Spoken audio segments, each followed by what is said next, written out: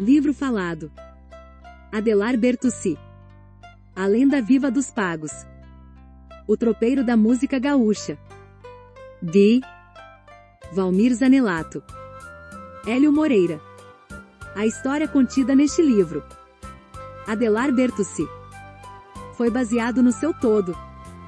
Nos mais de 27 DVDs gravados e narrados pelo próprio Adelar Bertucci. A mim, Valmir Zanelato, o autor desta obra.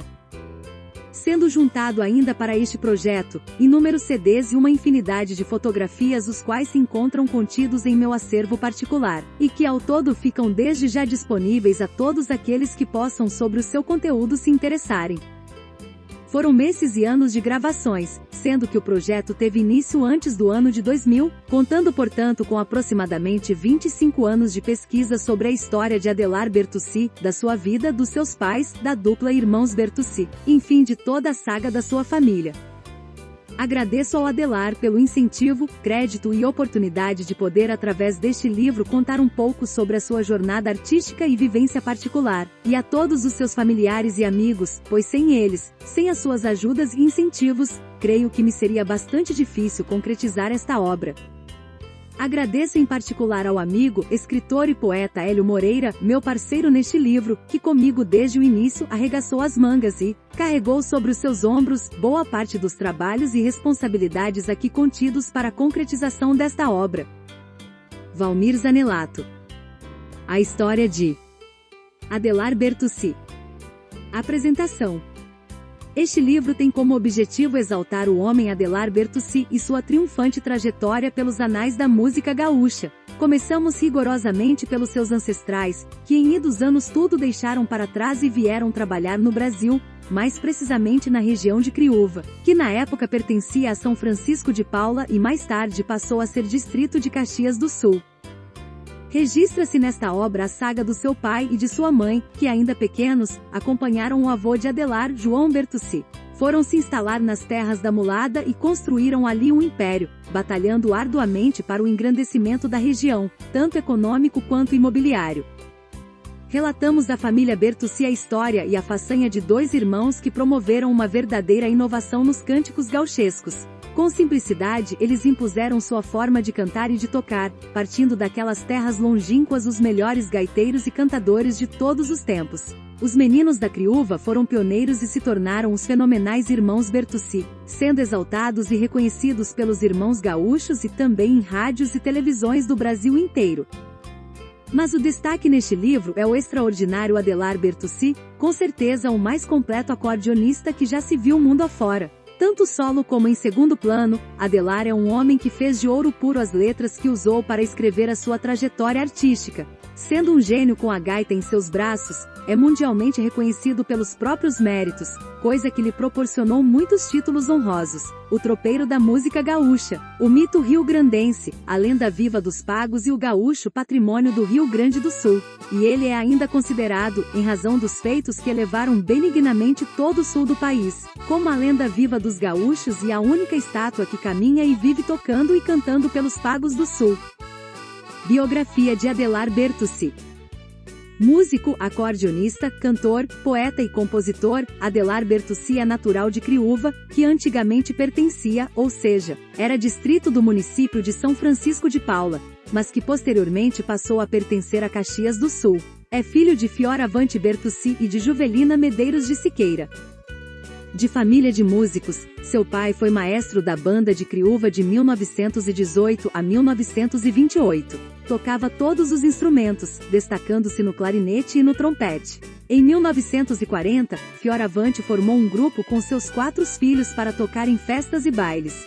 O grupo era formado assim: Oneide, violão e acordeon, Valmor, clarinete e bateria, Wilson, clarinete e saxofone. Adelar, que ainda menino tocava cavaquinho, ia na gaita de botão e no pandeiro, aperfeiçoando-se mais tarde em acordeon.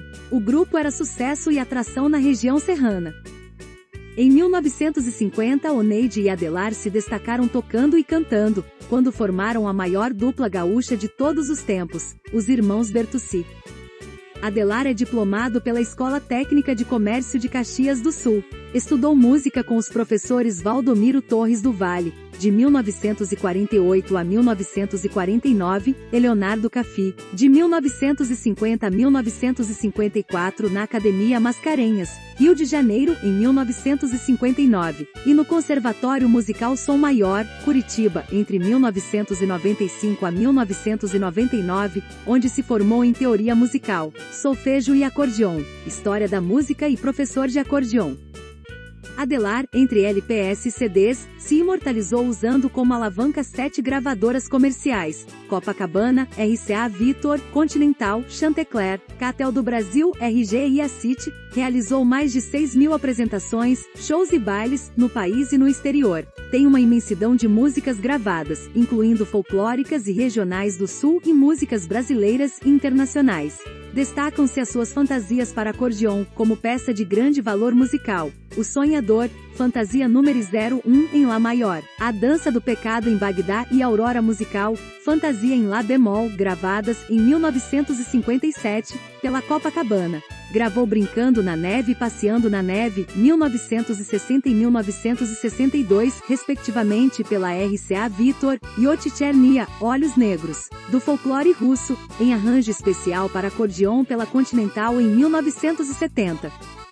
Em 1985 gravou pela Copacabana o LP Adelar Bertucci e sua música clássica, contendo no lado A 6 fantasias: As Bodas de Alceu, Passarela com Penetração, Os 15 anos de Edelza, Itapeva, homenagem à lagoa localizada no município de Torres RS, e Patativa. No lado B, O Continente de São Pedro, concerto para acordeon em 4 partes: abertura, largo, minueto e o grande final. No ano do sesquicentenário do nascimento de Carlos Gomes, Adelar gravou um videoclipe na RBS TV Caxias do Sul, executando, ao vivo, a abertura sinfônica da Ópera O Guarani, homenagem ao grande mestre.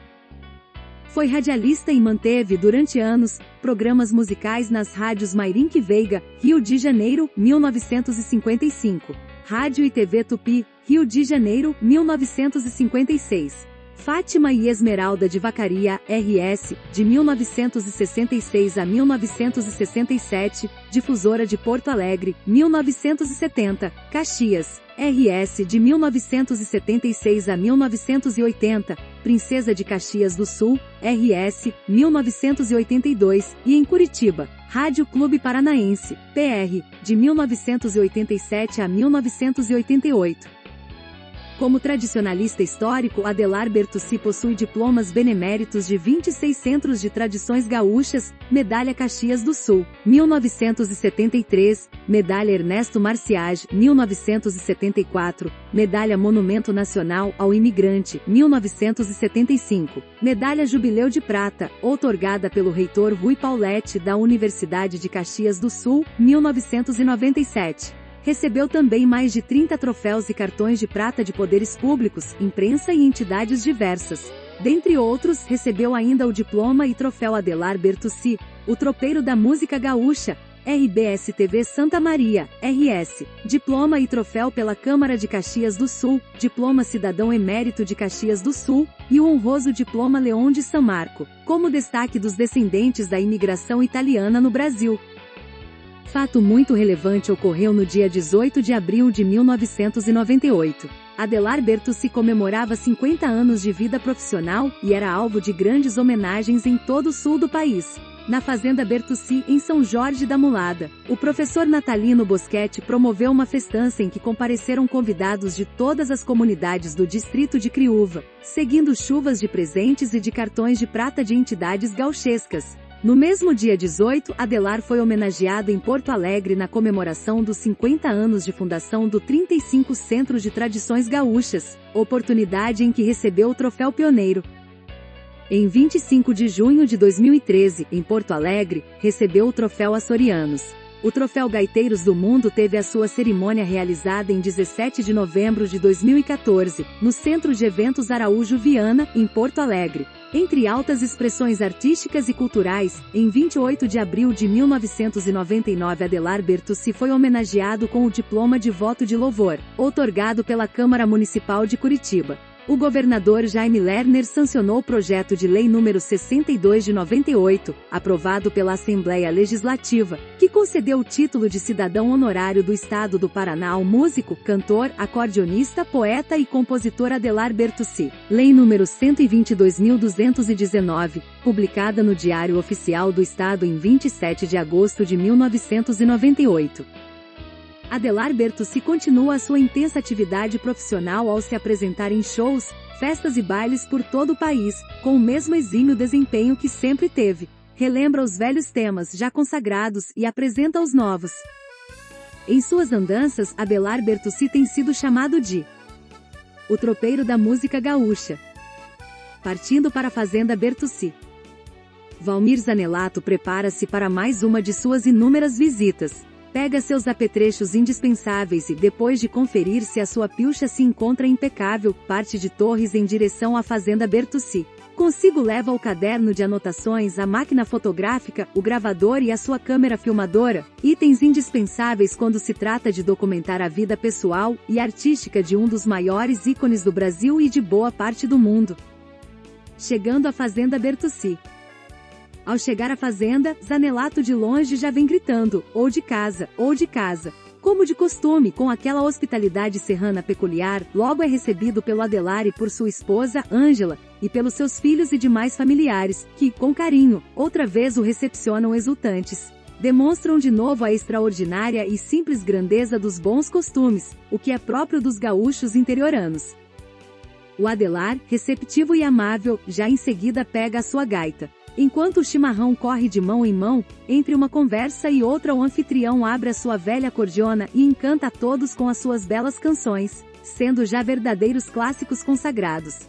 Zanelato, não perdendo nada, segue documentando a tudo ao lado de Adelar, registrando consigo de lambuja, retida em suas retinas, toda a beleza campestre da admirável e bem cuidada Fazenda Bertucci. A recepção calorosa de Adelar ao amigo e compadre Valmir Zanelato. A fábrica de queijos. Entre conversas e passeios, admirando e registrando todas as belezas da fazenda, Zanelato teve uma grata surpresa. Dentro dos quadros da propriedade, entre os inumeráveis objetos de valor lá descobriu uma fábrica de queijos. Jamais de tão perto havia ele visto nem visitado uma fábrica semelhante. Sempre que na fazenda se encontrava, além do queijo que lá degustava, ele acabava levando algumas peças desse saboroso produto, mas não sabia que ali eram preparados os queijos. Com grande curiosidade e já bisbilhotando, conseguiu que pacientemente, tintim por tintim, tudo lhe explicasse o filho mais velho do Adelar, o Gilmar Bertucci. Visitando a bela Criúva. O vilarejo de Criúva foi testemunha da ascensão dos irmãos Bertucci e, feito soro medicinal, faz parte do sangue que escorre pelas veias deste patrimônio rio-grandense, Adelar Bertucci. Seja pela aproximação de sua morada que não muito dista de Criúva, mas também pela citação musical em alguns dos versos compostos por Adelar, nota-se que a ligação sentimental é muito forte entre ambos, pois, como demonstra uma das letras, canta ele garbosamente que por Criúva aos domingos ele passeava como se fosse um galã.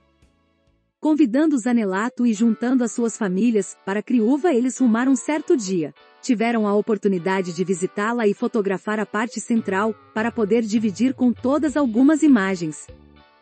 O manuscrito de Luiz Gonzaga. Enquanto o Adelar contava detalhes da sua vida, eles se dirigiram ao galpão onde se reunia todas as noites a peonada, em volta ao fogo de chão, para que todos contassem as suas bravatas e tomassem um trago de canha, não deixando de lado, evidentemente, o velho mate tomado na cuia de chimarrão. Então o Adelar, que muito tempo atrás já havia prometido ao Zanelato mostrar algo inédito e importante, conduziu o amigo à parede que dava acesso ao galpão, à direita, o presenteando com a visão de uma das relíquias mais preciosas e gratificantes que alguém pudesse achar naquele recanto. Ao retirar um antigo calendário que se encontrava pregado com percevejos na parede, sob o mesmo Zanelato pôde visualizar um verdadeiro tesouro de valor histórico monumental. O texto havia sido escrito a punho por Luiz Gonzaga quando, a convite dos irmãos Bertucci, estivera de passagem pela fazenda e lhes agraciou com uma especial e amiga visita. Luiz Gonzaga, outro gigante da música brasileira, verdadeiro herói para o povo nordestino, tinha amizade com estes artistas gaúchos, que começara durante a estada dos dois irmãos no Rio de Janeiro. Adelar Maroto conta e sorri que quando ele pegava na gaita e tocava orquestrado, o Luiz Gonzaga ficava parado a observá-lo e não cansava de assim repetir com o seu sotaque e a sua voz cantada: Deus do céu, ninguém toca melhor do que este menino. Que coisa mais linda!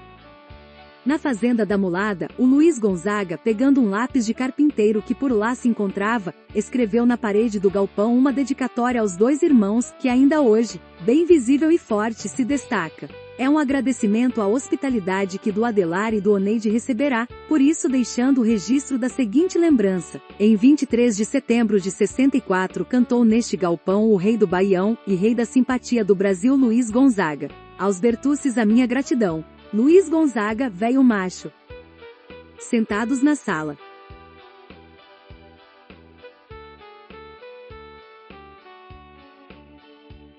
Sentados na sala principal da sede da fazenda, Adelar autografa os seus CDs e repassa a coleção completa com todos os trabalhos executados durante toda a carreira da família Bertucci. Feito presente, repassa tudo às mãos de Valmir Zanelato. Enquanto isso, Adelar relata saudoso como havia sido seu encontro com David Nasser, então o principal jornalista do Rio de Janeiro e o maior acionista da revista O Cruzeiro. De quebra, fala sobre a gravação do seu primeiro disco de vinil pela gravadora Copacabana. Enquanto autografa um a um CDs, Adelar lembra-se entusiasmado de cada música que havia sido composta para os 4 LPs seguintes, com cláusula contratual. Inclusive canta um pedacinho de cada uma das que foram gravadas no segundo LP. Adelar também relembra que todas as músicas, sem exceção, foram um tremendo sucesso. Dentre todas, porém, cabe destaque ao Shot Laranjeira, que foi uma pérola por eles recolhida do folclore serrano gaúcho e uma das músicas ainda hoje mais executadas, salientando que a mesma havia estourado primeiramente em Curitiba e que todos os programas de rádio a usavam como vinheta. Fazenda Bertucci, em São Jorge da Mulada. Em 31 de março de 2007, foi iniciada a obra do monumento em homenagem aos irmãos Bertucci. Adelar ajudou a tocar a construção, fornecendo água, luz e tudo quanto fosse preciso para o sucesso da obra. Na maioria do tempo, Zanelato esteve em companhia do Adelar e desde o início eles acompanharam o começo das obras do Memorial Bertucci. O obelisco conta com mais 33 metros de altura, sendo que as estátuas dos dois irmãos têm 3,5 metros. Chimarreando e ouvindo histórias e canções.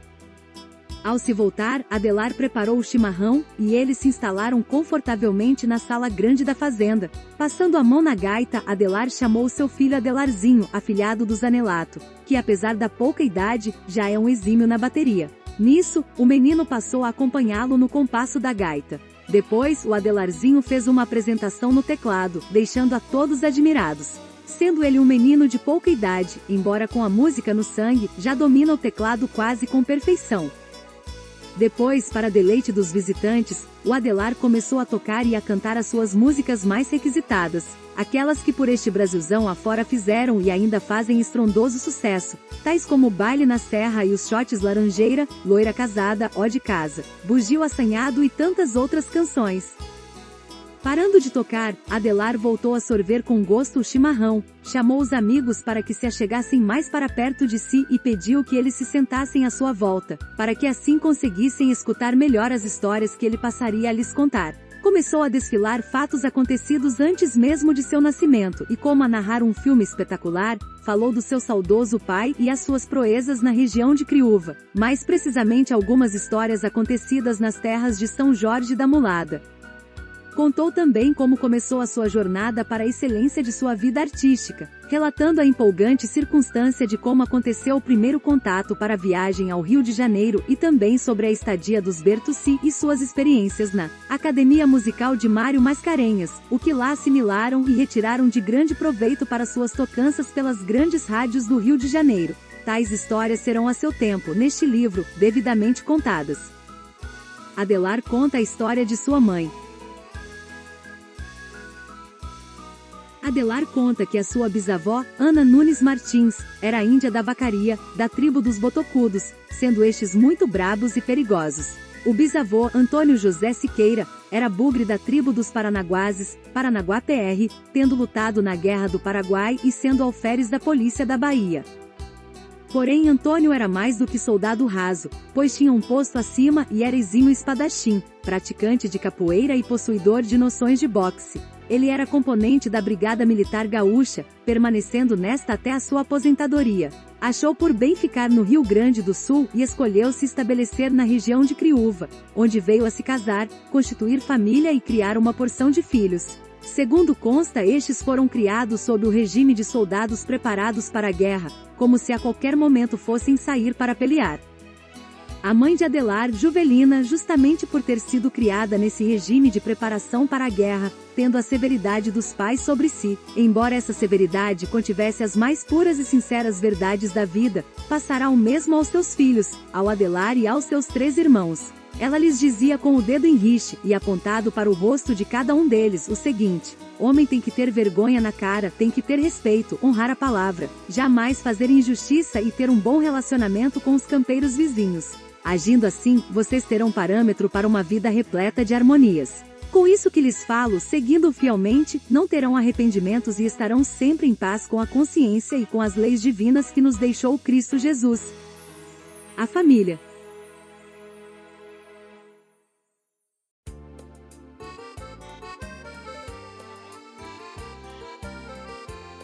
Mais tarde, casando e seguindo o curso normal da existência, Adelar veio a criar os próprios filhos, porém nunca esquecendo os ensinamentos da mãe e os repassando para os rebentos. E estes, por seguirem a sabedoria e os passos do pai, também deram, para orgulho de Adelar, continuação a essa história familiar, tornando-se pessoas de bem que continuam a elevar o nome herdado e mantendo em si a velha máxima: respeite para ser respeitado. Continuam assim a alavancar cada vez mais este estado varonil, sendo reconhecidos por todos os cantos do querido Brasil. Juvelina e a história da família Siqueira. A mãe de Adelar Bertucci, Juvelina, nasceu em 10 de novembro de 1903, pertencendo à família Siqueira. A sua avó era dos Alves, de Gravataí, e Medeiros, de Porto Alegre. Juvelina trouxe de nascença o instinto militar e um aguçado sentido estrategista. Ao estourar a Revolução em 1923, Assis Brasil contra Borges de Medeiros, e o Fioravante ter se declarado Maragato, este ficou marcado pelos chimangos, que não conseguiam engolir a afronta a eles imposta pelo valente jovem. De peito aberto na frente de todos, o pai de Adelar disse que se sentia enervado com as injustiças que estavam sendo por eles cometidas.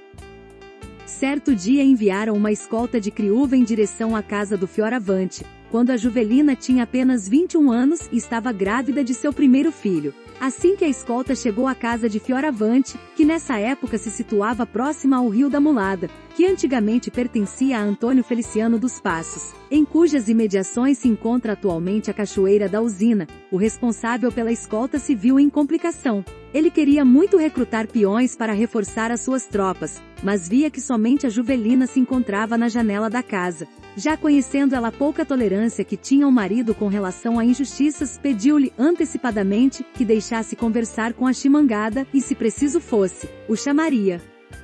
Fioravante, meio a contragosto, se aquietou, mas ficou de prontidão. Então o líder chimango, se adiantando, notando Juvelina tranquila, segura, altiva e dona de si, de cabeça erguida a olhar-lhe fixamente em seus olhos, pensando 2 vezes, não teve como mudar de tática. Respeitosamente cumprimentando-a, explicou que ali se estava porque precisava de um bom peão para reforçar as suas tropas, tendo sabido que na sua fazenda se achavam os melhores e mais valentes peões. Ela, educada como tinha sido pelos pais, rapidamente pensou: retroceder não quer dizer perder uma batalha. E assim, calma e serena, pondo ênfase em suas palavras e falando clara, pausadamente e com tom altivo, concordou com o líder, dizendo que mandaria o melhor peão se apresentar o mais rapidamente possível. Os chimangos, surpreendidos pela resposta afirmativa, pois esperavam uma resposta que os levassem a atacar a vivenda, ficaram mudos e sem ação. Em seguida, o falante do grupo, nada podendo fazer, agradeceu-a gentilmente e deu ordem para que dessem rédeas a seus cavalos, retirando-se pacificamente para Criúva. 2 meses depois nascia Oneide, no auge da Revolução de 1923. Esta, por sua vez, durou até 1925 ou início de 1926. Já Oneide, na adolescência, se transformou num caudilho violento e perigoso contra os chimangos. Contextualizando. Antes de dar sequência aos fatos, precisamos deixar esclarecidas algumas regras que foram pré-estabelecidas quando da vinda dos colonos italianos ao Brasil. Ainda na Era Imperial, em 1875, Dom Pedro II, querendo povoar parte do Brasil, que era uma imensidão de terra desabitada sem mão de obra para trabalhar nas lavouras, querendo tornar forte a agricultura brasileira ou simplesmente construir colônias onde fossem exploradas outras riquezas, como a pecuária e a extração de minerais, fez contatos com outros países para que enviassem toda sorte de gente para o Brasil, principalmente colonos que quisessem se radicar na região sul. Nessa região existiam terras férteis que proporcionariam rápido enriquecimento para quem fosse forte e para cá viesse com disposição de trabalhar.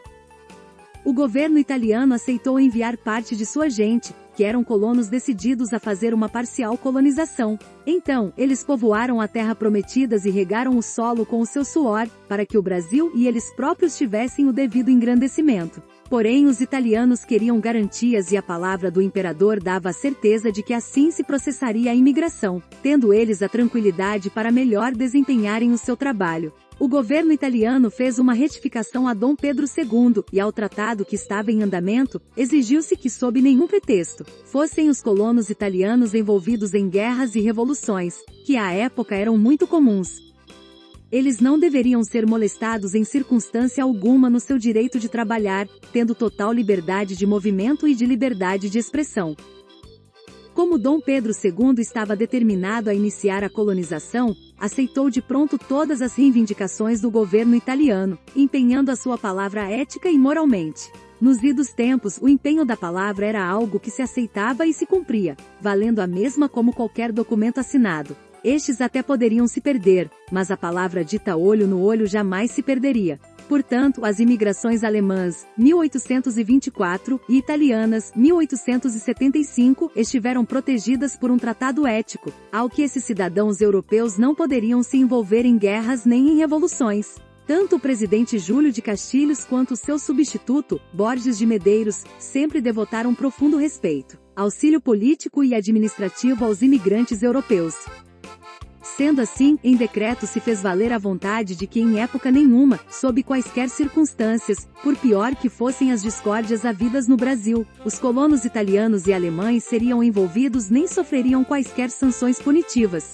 Estariam isentos de punições os pioneiros e também as próximas gerações de descendentes, desde que, é claro, continuassem nas terras e em seus afazeres.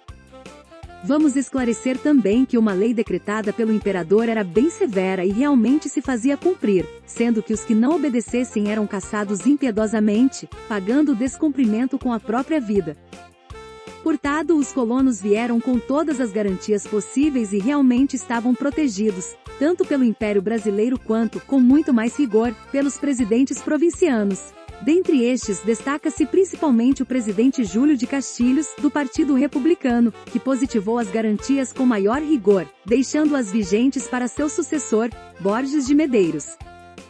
O Fioravante se encaixava nesses privilégios quando afrontou os pica-paus. Os comandantes eram os grandes fazendeiros, que se destacavam por usarem um lenço verde. Gente rica à beça, faziam barbáries em nome do governo. E diga-se de passagem, eram barbáries que o governo não ficava sabendo ou não queria saber. Fioravante Bertucci se declara Maragato.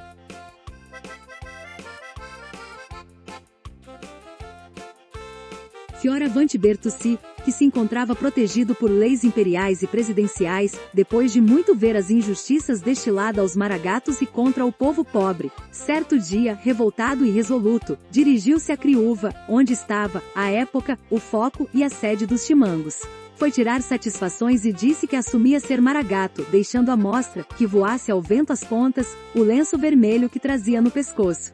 Fioravante não admitia judiarias nem podia aprovar as barbáries cometidas contra o povo indefeso, como, por exemplo, matar sem motivo, saquear as casas e estuprar as mães e as moças donzelas. E o pior era que depois de se aproveitarem e cometerem todo tipo de abusos carnais e morais, ainda degolavam as vítimas.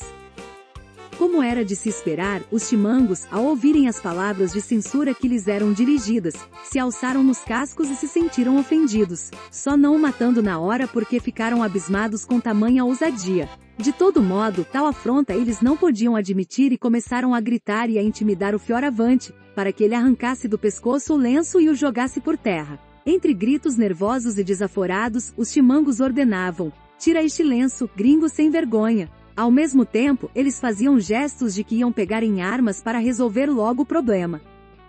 Sem se abalar, porém, Fioravante também fazia menção de sacar o revólver 38 recheado de balas da cintura. Por certo que ele atiraria antes deles, talvez não matando a todos. De todo modo, visto que o rapazote era exímio atirador, com 8 balas seriam 8 mortos.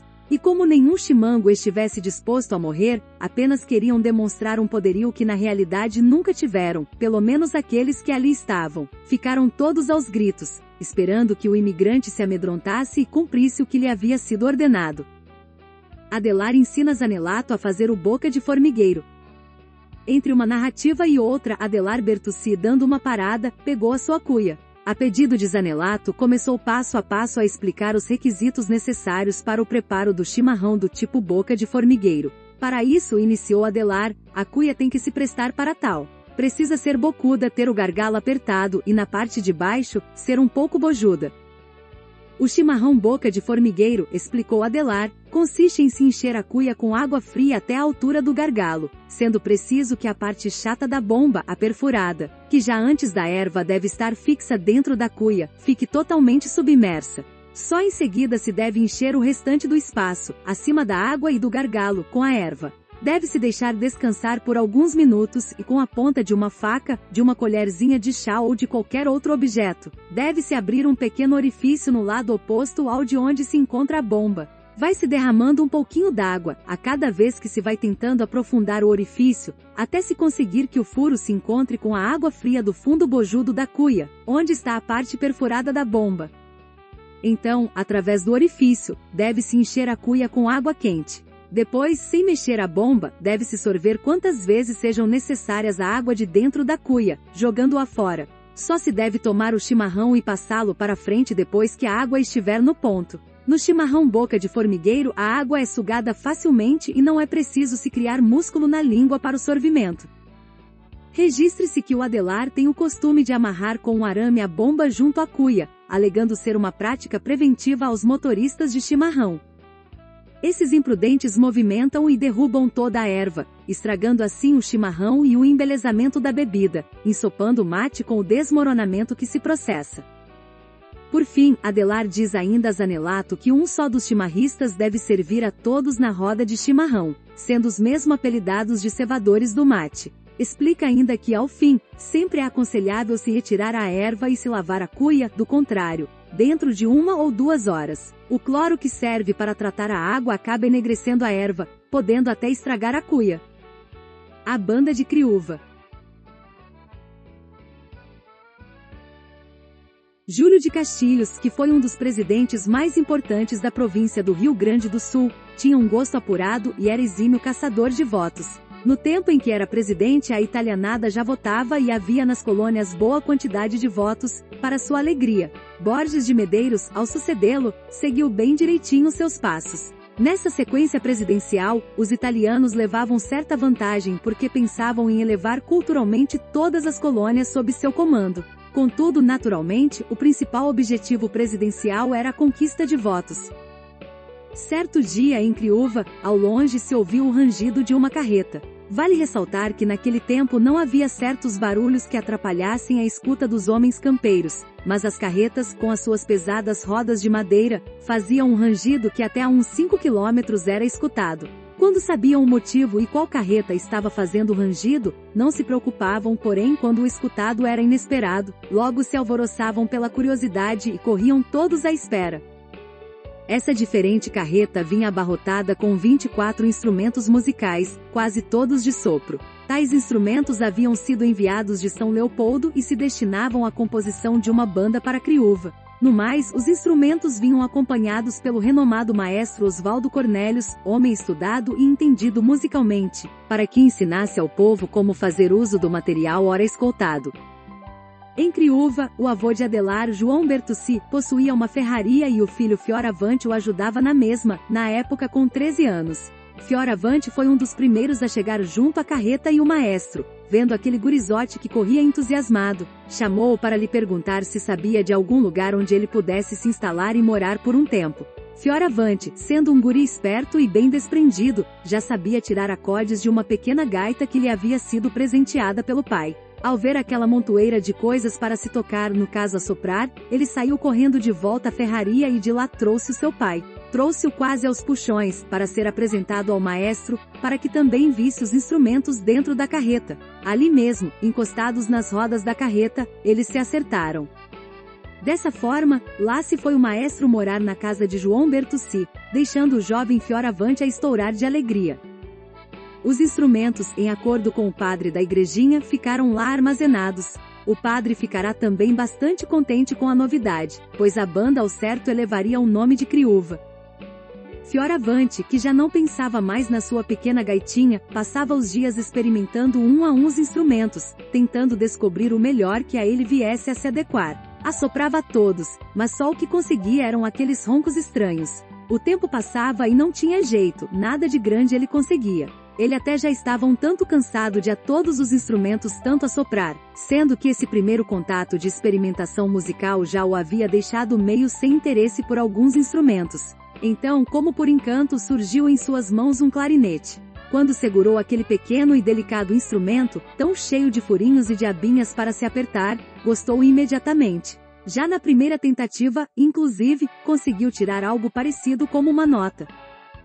Empolgado por demais, Fioravante aprendeu depressa e em seguida se tornou o melhor tocador de clarinete da região. O tempo ia passando e finalmente o maestro conseguiu fazer que aqueles homens embrutecidos pelos serviços rurais, tanto os das lavouras como os das atividades campeiras, se afinassem com as melodias. Conseguiu montar uma banda espetacular, que em não longo tempo já iria se apresentar nas mais longínquas localidades. Depois, satisfeito e cansado, o maestro Oswaldo Cornélios, após 3 anos de árduo trabalho, de 1915 a 1918, como não tinha sido fácil ensinar a todos e também já não aguentando a maratona de viagens com a banda, carregando instrumentos e controlando o ímpeto de seus instrumentistas, resolveu voltar para São Leopoldo. Porém, deixou como maestro seu melhor musicista que já era mestre e encantava a todos com o seu clarinete. Fioravante permaneceu como maestro durante 10 anos, o que se deu até 1928. Ele aprendeu a tocar habilidosamente todos os instrumentos da banda, e até a data de sua despedida, continuou tocando seu clarinete e foi nessa arte sempre o melhor. A banda do Fioravante. Fioravante só deixou a sua posição de maestro da banda em 1928, quando apareceu em Criúva um militar aposentado de nome Marcílio Godoy. Querendo muito trabalhar, Fioravante cedeu a ele o seu cargo na banda. O militar tinha noções do que era uma banda e sabia realmente tocar. Fioravante, depois de se certificar dos seus conhecimentos, passou o cargo de maestro a ele e repassou todos os instrumentos ao velho homem. Em seguida foi cuidar dos seus afazeres na sua fazenda. Infelizmente, porém, o militar já tinha idade bastante avançada e logo veio a falecer. Desfez-se a banda e voltaram os instrumentos com o consentimento do padre para a igreja, onde ficaram guardados por bom tempo. Seguia a vida na mulada e Fioravante cuidava de seus afazeres sem maiores preocupações. Seus 4 filhos cresciam normalmente, cada um na sua labuta. Nenhum deles mais tinha interesse pelos instrumentos guardados na igreja, muito menos pensava Fioravante outra vez em refazer a banda. Numa tarde de 1938, quando tudo indicava ser aquele mais um dia normal, apareceu a Fioravante um peão esbaforido. Disse este que vinha para os seus lados uma carreta, a passos largos, proveniente de Criúva. Esclareça-se que geralmente as carretas eram puxadas por bois e andavam a passos lentos, mas aquela estava adaptada para mulas e andava mais rápido pelas estradas de terra, levantando uma poeirada só. Fioravante de longe olhou e reconheceu o seu condutor, era o Albino Policiar. O que teria acontecido para ele vir tão depressa em sua direção? Então, estacionada a carreta em frente à casa principal, ainda as mulas resfolegando, o Albino dirigiu-se ao Fioravante com voz grave e anunciou: o padre mandou-lhe entregar esses instrumentos. Ele não os quer mais na igreja, pois lá a gurizada invade o local e todos ficam assoprando estas coisas e fazem um barulho danado, atrapalhando a missa. Ele pede que tu dês um jeito de achar os donos e devolvê-los a quem tem direito.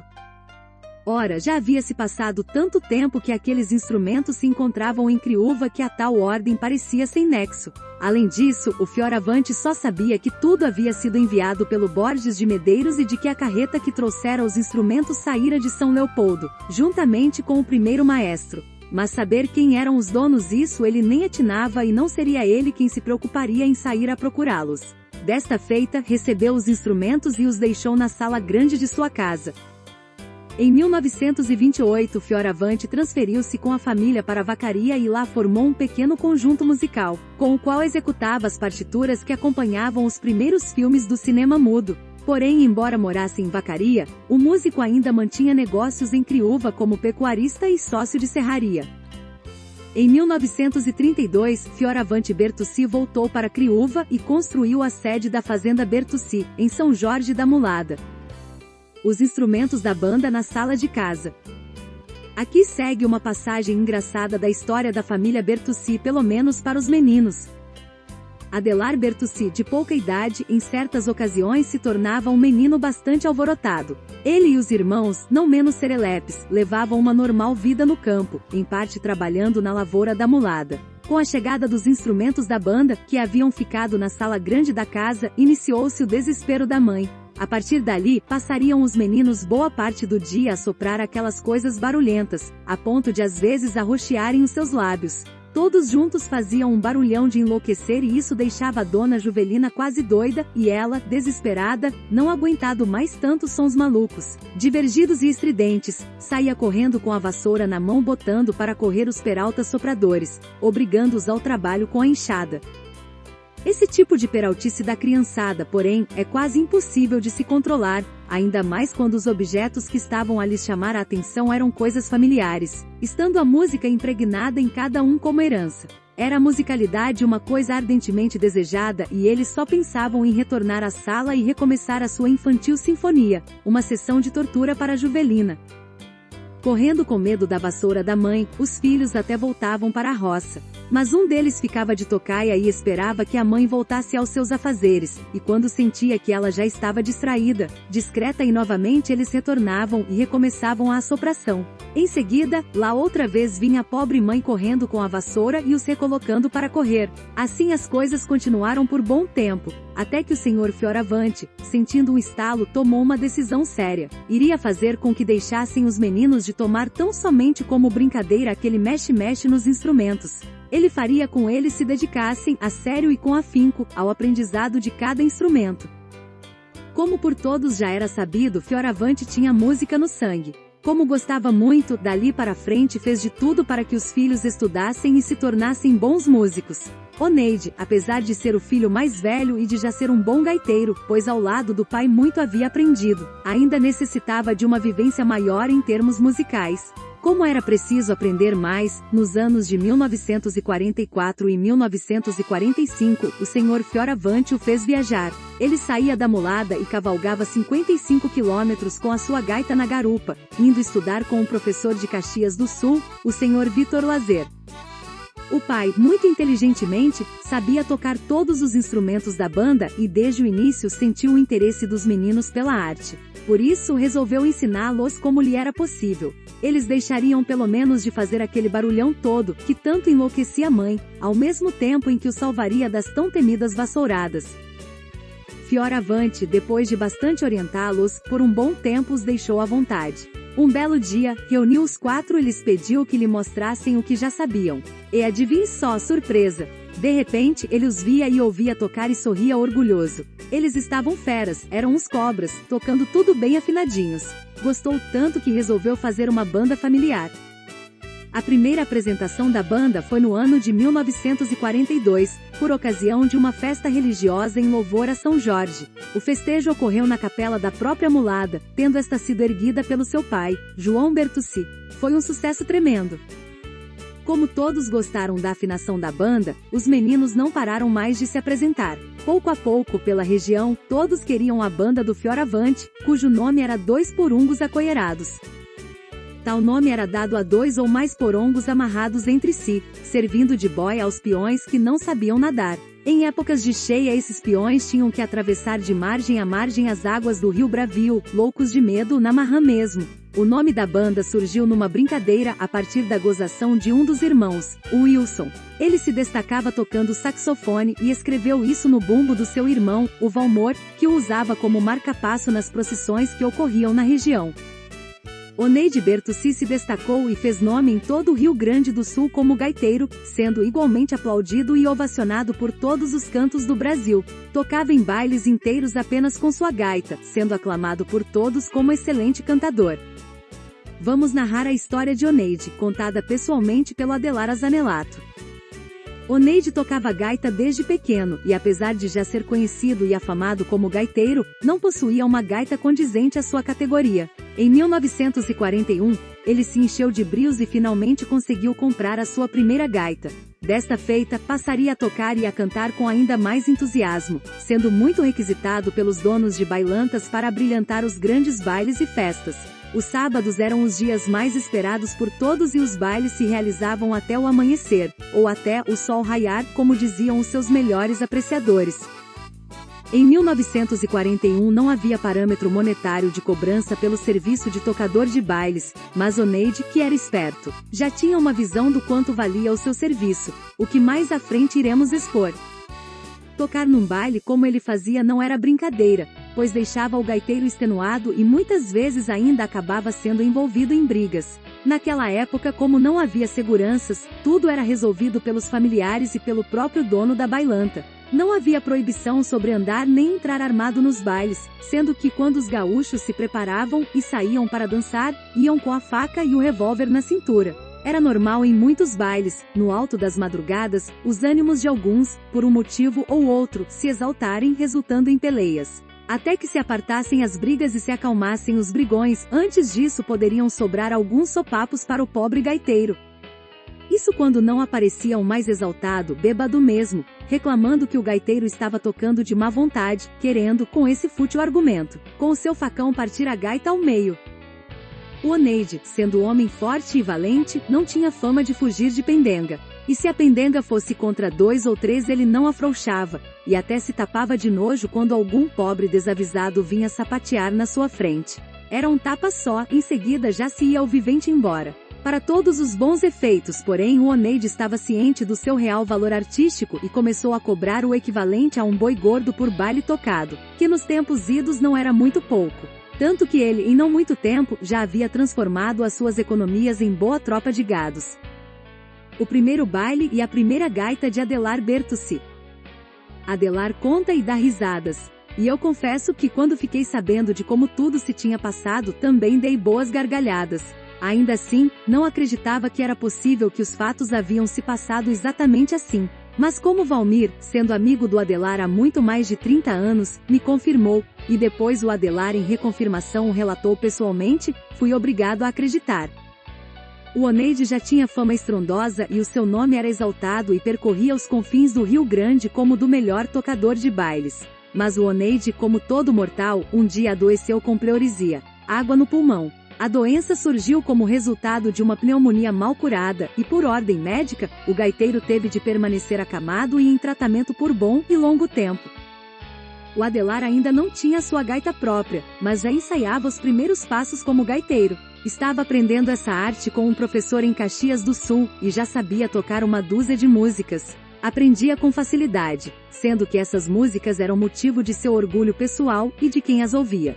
Ressaltamos que o Adelar, em não muito tempo, já havia se transformado em grande gaiteiro, sendo elogiado por muitos, e até já considerado o melhor acordeonista da época. Pois bem, eis que prossegue a história. O Adelar levava um bilhete de seu irmão ao dono do baile informando que por motivo de doença, não seria possível a sua presença. Mas ali estava o seu irmão mais novo, o Adelar, para honrar o compromisso assumido. O fato é que após cada baile, chegando em casa, o Adelar entregava todo o dinheiro recebido pelo trabalho ao Oneide, visto que o irmão é quem era o contratado, ainda mais por estar acamado, doente, impossibilitado de buscar os seus próprios ganhos, o Adelar lhe entregava tudo, nunca aceitando um só tostão de pagamento pelo trabalho. Eis que cura-se o Oneide e o médico o libera para tocar nos bailes. À época, o que ele mais ouviu por parte do povo eram apenas elogios ao seu irmão. Comprovadamente, Adelar Bertucci já vinha se tornando muito guapo. Chamando o Adelar, Oneide falou: a partir de hoje, vais tocar nos bailes comigo. Seremos nós dois em parceria com as nossas duas gaitas. Oneide ensinou-o a como fazer para acompanhá-lo e foi assim que nasceu daquele dia em diante a nova dupla de gaiteiros, o que era algo inédito, pois ninguém jamais se atrevera a isso. Adelar fazia duetos com a gaita do Oneide e rapidamente ele se destacou junto ao irmão. Sua fama correu nacionalmente como a do melhor segundo gaiteiro do país. A beleza dos toques dos dois deixava o povo admirado, que muitas vezes nos bailes nem dançava e preferia ficar escorado o mais próximo possível da dupla. E assim todos passavam a noite inteira a escutar os dois tocadores. A consagração dos irmãos Bertucci. Oneide havia tempo que se apresentava tocando e cantando para um programa tradicionalista na Rádio Caxias do Sul. Passou-se mais algum tempo e o Oneide e o Adelar já tocavam nos bailes e cantavam. Cada vez mais, as suas músicas encontravam eco em todos os lares rio-grandenses, encantando o povo das cidades e da campanha. Eram requisitados para apresentações nos 4 cantos do Rio Grande do Sul e já em boa parte de Santa Catarina. Certo dia lá estavam eles, na hora marcada para tocar na rádio. O programa se iniciava às 13 horas e ia até às 17 horas. O radialista abriu o programa e simplesmente o entregou aos irmãos, para que tocassem à vontade o que melhor entendessem. Tocavam que se desmanchavam, era uma música atrás da outra. Ao mesmo tempo, os ouvintes iam correspondendo e se deliciando com os toques dos Bertucci. Até aquele momento ninguém jamais ouvirá falar de 2 gaitas serem tocadas simultaneamente. O sucesso foi tanto que quando os Bertucci se despediram, em frente à rádio já havia uma pequena multidão a fim de ver e conhecer os gaiteiros.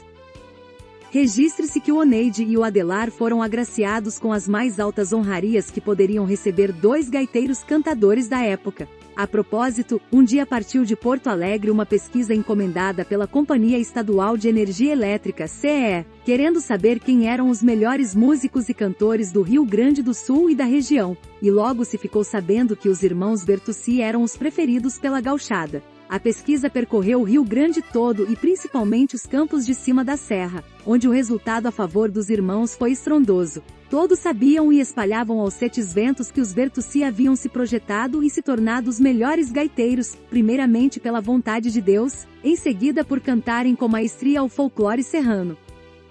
Para completar a sua imagem, uma boa vestimenta sempre os acompanhava a todos os lugares para onde iam. Um querer soberano fez com que vencessem pela competência.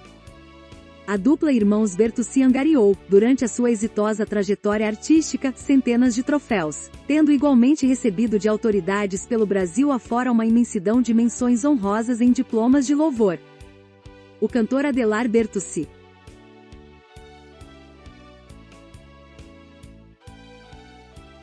Adelar sempre confidenciou ao Valmir que ele não foi propriamente um cantor, mas um cantador. A sua voz, apesar de tê-lo elevado aos mais altos patamares musicais, tinha muito defeitos. Assim mesmo, Adelar Bertucci tornou-se um mito musical ao percorrer ao Brasil. Aos que acompanharam a carreira deste cantador, vale imaginar o seguinte: e se ele realmente fosse um bom cantor, aonde o chegaria? Ainda pequeno, a partir de 1958, com 7 anos de idade. Desde a primeira vez em que os escutei ou deles gostei e passei a acompanhar a trajetória dos irmãos Bertucci. Nunca mais deixei de apreciá-los. Ainda hoje em casa são os mais escutados. Mas fico aqui eu escrevendo a sua história e pensando com os meus botões, pedindo que por favor, me expliquem e me façam entender. Como um homem musicalmente falando se torna um mito cantando e tocando, hoje sendo a lenda viva e patrimônio do Rio Grande do Sul, se não tinha uma voz à altura do seu talento? Respondam-me, queridos botões. E se ele fosse dotado de uma voz maravilhosa? Adelar continua a explicar que não era ele que completava a gaita, mas o contrário, era a gaita que o completava. Ele aprendeu, por inspiração divina, a controlar os baixos e a fazer nestes uma espécie de dueto musical. Com as propriedades da gaita, quando sentia que a sua voz ia lhe deixar na mão, Adelar usava esse recurso, ao que o ronco da gaita encobria as suas falhas e ele continuava a cantar galhardamente sem defeitos. Numa de suas músicas, deixando claro o auxílio da gaita para cobertar as falhas de suas cordas vocais, Adelar Bertucci confessa: a minha voz não é boa, mas meus versos são bem feitos, e nesta minha gaita amiga, Adelar não tem defeitos. Um belo dia os irmãos se encontravam na fazenda da mulada, onde gostavam de ficar para descansar nos intervalos das apresentações. De repente se ouviu um grito chamando e ao longe, vinha se aproximando um ginete bem apressado. Ele apeou de seu cavalo e de modo faceiro abraçou os irmãos, de imediato dizendo ser seu parente, o que mais tarde se confirmou. Após as apresentações, o ginete começou a contar qual era o motivo da longa viagem que o trouxera à mulada. Ele vinha a mando do padre Amélio da cidade de Ipumirim, SC, para contratá-los para uma grande festa que o padre estava planejando. O pároco, ladino que era, queria fazer uma igreja nova e precisava arrecadar dinheiro para a construção, mas precisava de alguém famoso para tocar e atrair o maior público possível, o que aumentaria a sua arrecadação. Mas, enfim, deixa estar. O fato é que o padre já conhecia o nome dos Bertucci e sabia que eram um fenômeno e de que todos correriam para aclamá-los. Eles eram os melhores e o ladino achava que somente a dupla é quem angariaria o público almejado, haja vista que o povo sempre parava os seus afazeres e se amontoava para recebê-los. Ficou tudo afinal acertado entre as partes, incluindo o preço do show e a estadia da dupla. No dia marcado, lá estavam os irmãos se apresentando ao padre e a festa foi colossal. Houve recorde de público e isso deixou o cofre eclesiástico com dinheiro suficiente para fazer não uma, mas 2 igrejas. E ainda o padre poderia comprar todas as imagens e móveis que seriam necessários para a decoração do templo, onde ele poderia, de maneira mais adequada, receber e cuidar de suas ovelhas cristãs. Na festa, pessoas de todos os arredores se amontoaram em Ipumirim. Radialistas e donos de bailantas, vendo que realmente representava a força e o fenômeno dos irmãos Bertucci, fizeram filas para contratá-los. Muitos deles inclusive prometiam que pagariam mais do que o cobrado pelos irmãos. O sucesso foi tanto nas rádios, nos bailes, em diversos clubes e ainda em apresentações pessoais para fazendeiros e a grandes homens de negócio que os irmãos só puderam voltar à mulada 3 meses depois. E só o fizeram porque tinham um grande compromisso com a Rádio Cacique, em Lagoa Vermelha. A jornada por Ipumirim foi um sucesso total para os Bertucci e para o padre Amélio. Na foto a seguir, Oneide e Adelar estão eternizados numa de suas várias apresentações. Ao fundo, parte do público que proporcionou ao padre construir a igreja matriz em Ipumirim. A mídia escrita, falada e televisionada, independentemente do tempo e do lugar, tem uma força extraordinária, ainda mais se considerar algumas particularidades da época. No início da trajetória dos irmãos Bertucci, os jornais eram poucos bem difundidos e o rádio, mesmo tecnicamente precário, era quase soberano na transmissão da informação. Pelas rádios, a começar pelas locais, todos esperavam com ansiedade o que era divulgado.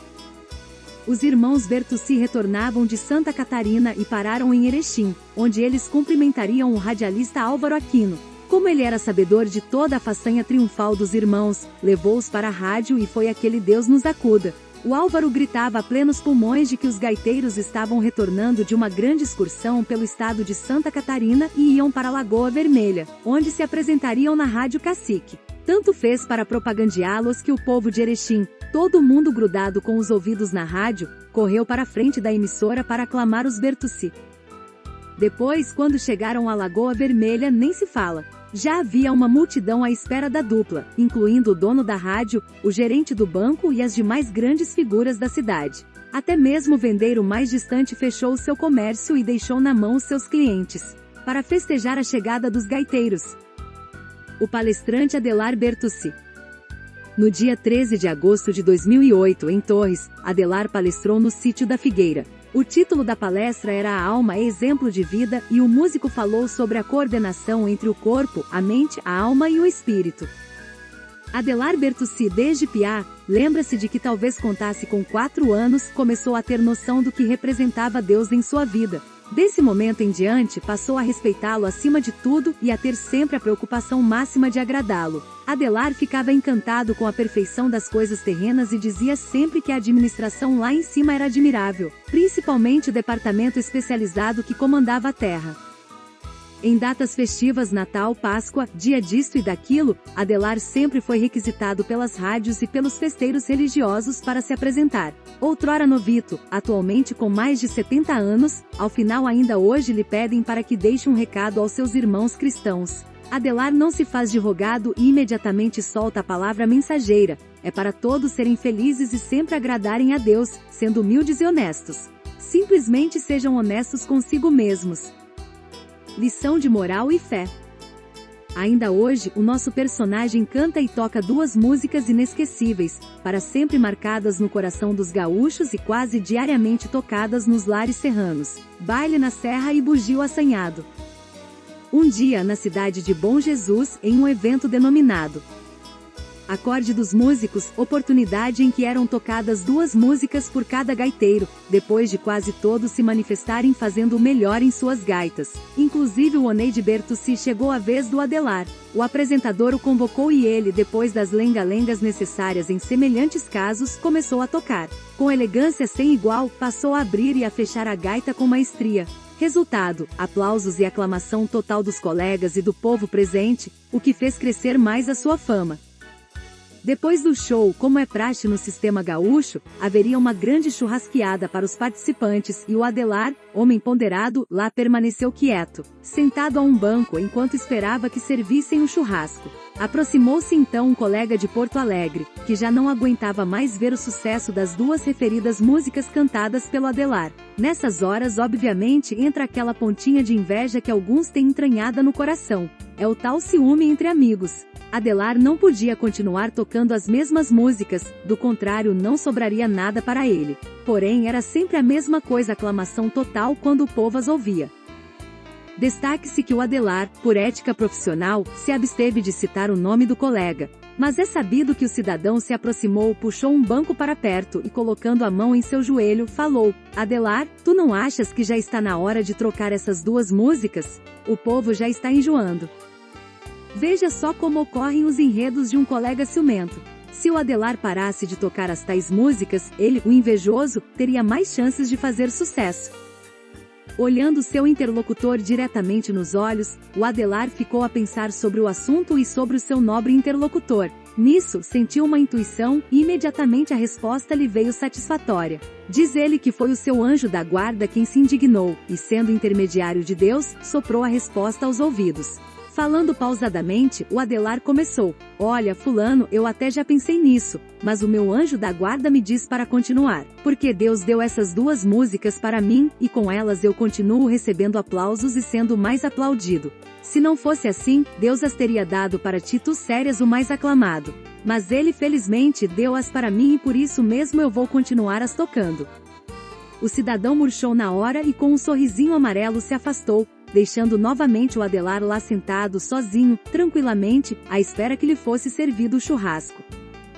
Precisamos dizer que essas músicas foram concebidas há mais de 50 anos e ainda hoje, em todas as apresentações do Adelar pelos rincões brasileiros, continuam a ser as mais solicitadas. A propósito, é como ele mesmo em confidência explica: depois que eu tocar o Baile na Serra e o Bugio Assanhado, posso fechar a gaita e ir embora. Valmir Zanelato, a convite de Adelar Bertucci, passou os dias natalinos de 2008 em Curitiba, lá na casa da família Bertucci. Valmir Zanelato com a família Bertucci, Natal de 2008, Curitiba. Ele ouviu do próprio, de viva voz, a história de suas andanças pelo Rio de Janeiro e de como se iniciou a trajetória vencedora dos Bertucci na cidade maravilhosa. Oneide consertava acordeões e um dia ele arrumou um para uma mulher de origem portuguesa que morava no Rio de Janeiro. Essa dama era esposa de Milton Dávila, diretor artístico da revista O Cruzeiro, e não se sabe bem como, ela estava de passagem por Caxias do Sul. Ficou combinado que Oneide, depois do concerto, entregaria em mãos o acordeão em sua casa no Rio. Dias depois, partiram os dois irmãos para o Rio de Janeiro para fazer a entrega. Chegando à cidade maravilhosa, Oneide pediu licença para fazer uma demonstração à dama, para que ela ouvisse como havia ficado perfeito seu concerto. O acordeão estava como novo. A essa altura, otimizando a longa viagem feita, eles já tinham preparado o plano de ir a certos locais no Rio depois da entrega do acordeão. Pois bem, o Oneide tocou emparelhando uma chusma de músicas que deixou a mulher tonta, entusiasmada com o gaúcho concertista e tocador. Imediatamente ela telefonou para o marido e pediu que ele viesse até em casa para ver aquele prodígio. O Milton veio, ouviu e gostou, e de imediato fez contato com o seu chefe, o conceituadíssimo David Nasser. O David Nasser era um homem das Arábias e renomado jornalista proprietário da revista O Cruzeiro. Obviamente que ele tinha uma influência enorme nos 4 cantos do país. Talvez até por ser o jornalista em maior evidência nacional e pela aceitação de uma revista sua que circulava até mesmo internacionalmente. À época, podia-se até dizer que o David Nasser era o mais influente entre todos os grandes homens brasileiros.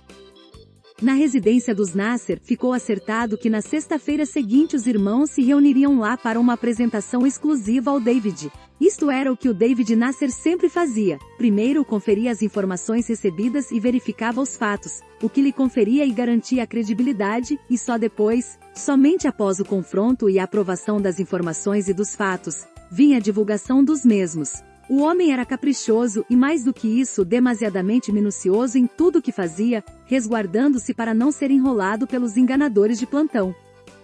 O Adelar, no tempo em que prestou serviço à pátria, teve o privilégio de ouvir partes de uma música árabe que muito apreciou. Registre-se que naquele tempo era quase impossível ter contato com algo semelhante, pois as comunicações nacionais já eram sofríveis, imaginem então as internacionais, cujas distâncias eram incrivelmente imensas. O Adelar foi se lembrando de um filme árabe, que havia visto no cinema, em que uns caras tocavam uma flauta, tarararará, tararararará, para que uma cobrinha saísse de dentro de um cesto. Daquele dia em diante, com isso na cabeça, engalfinhou-se a compor uma música que ficasse pelo menos parecida à do filme. A tarefa levou dias, mas ele afinal a concluiu.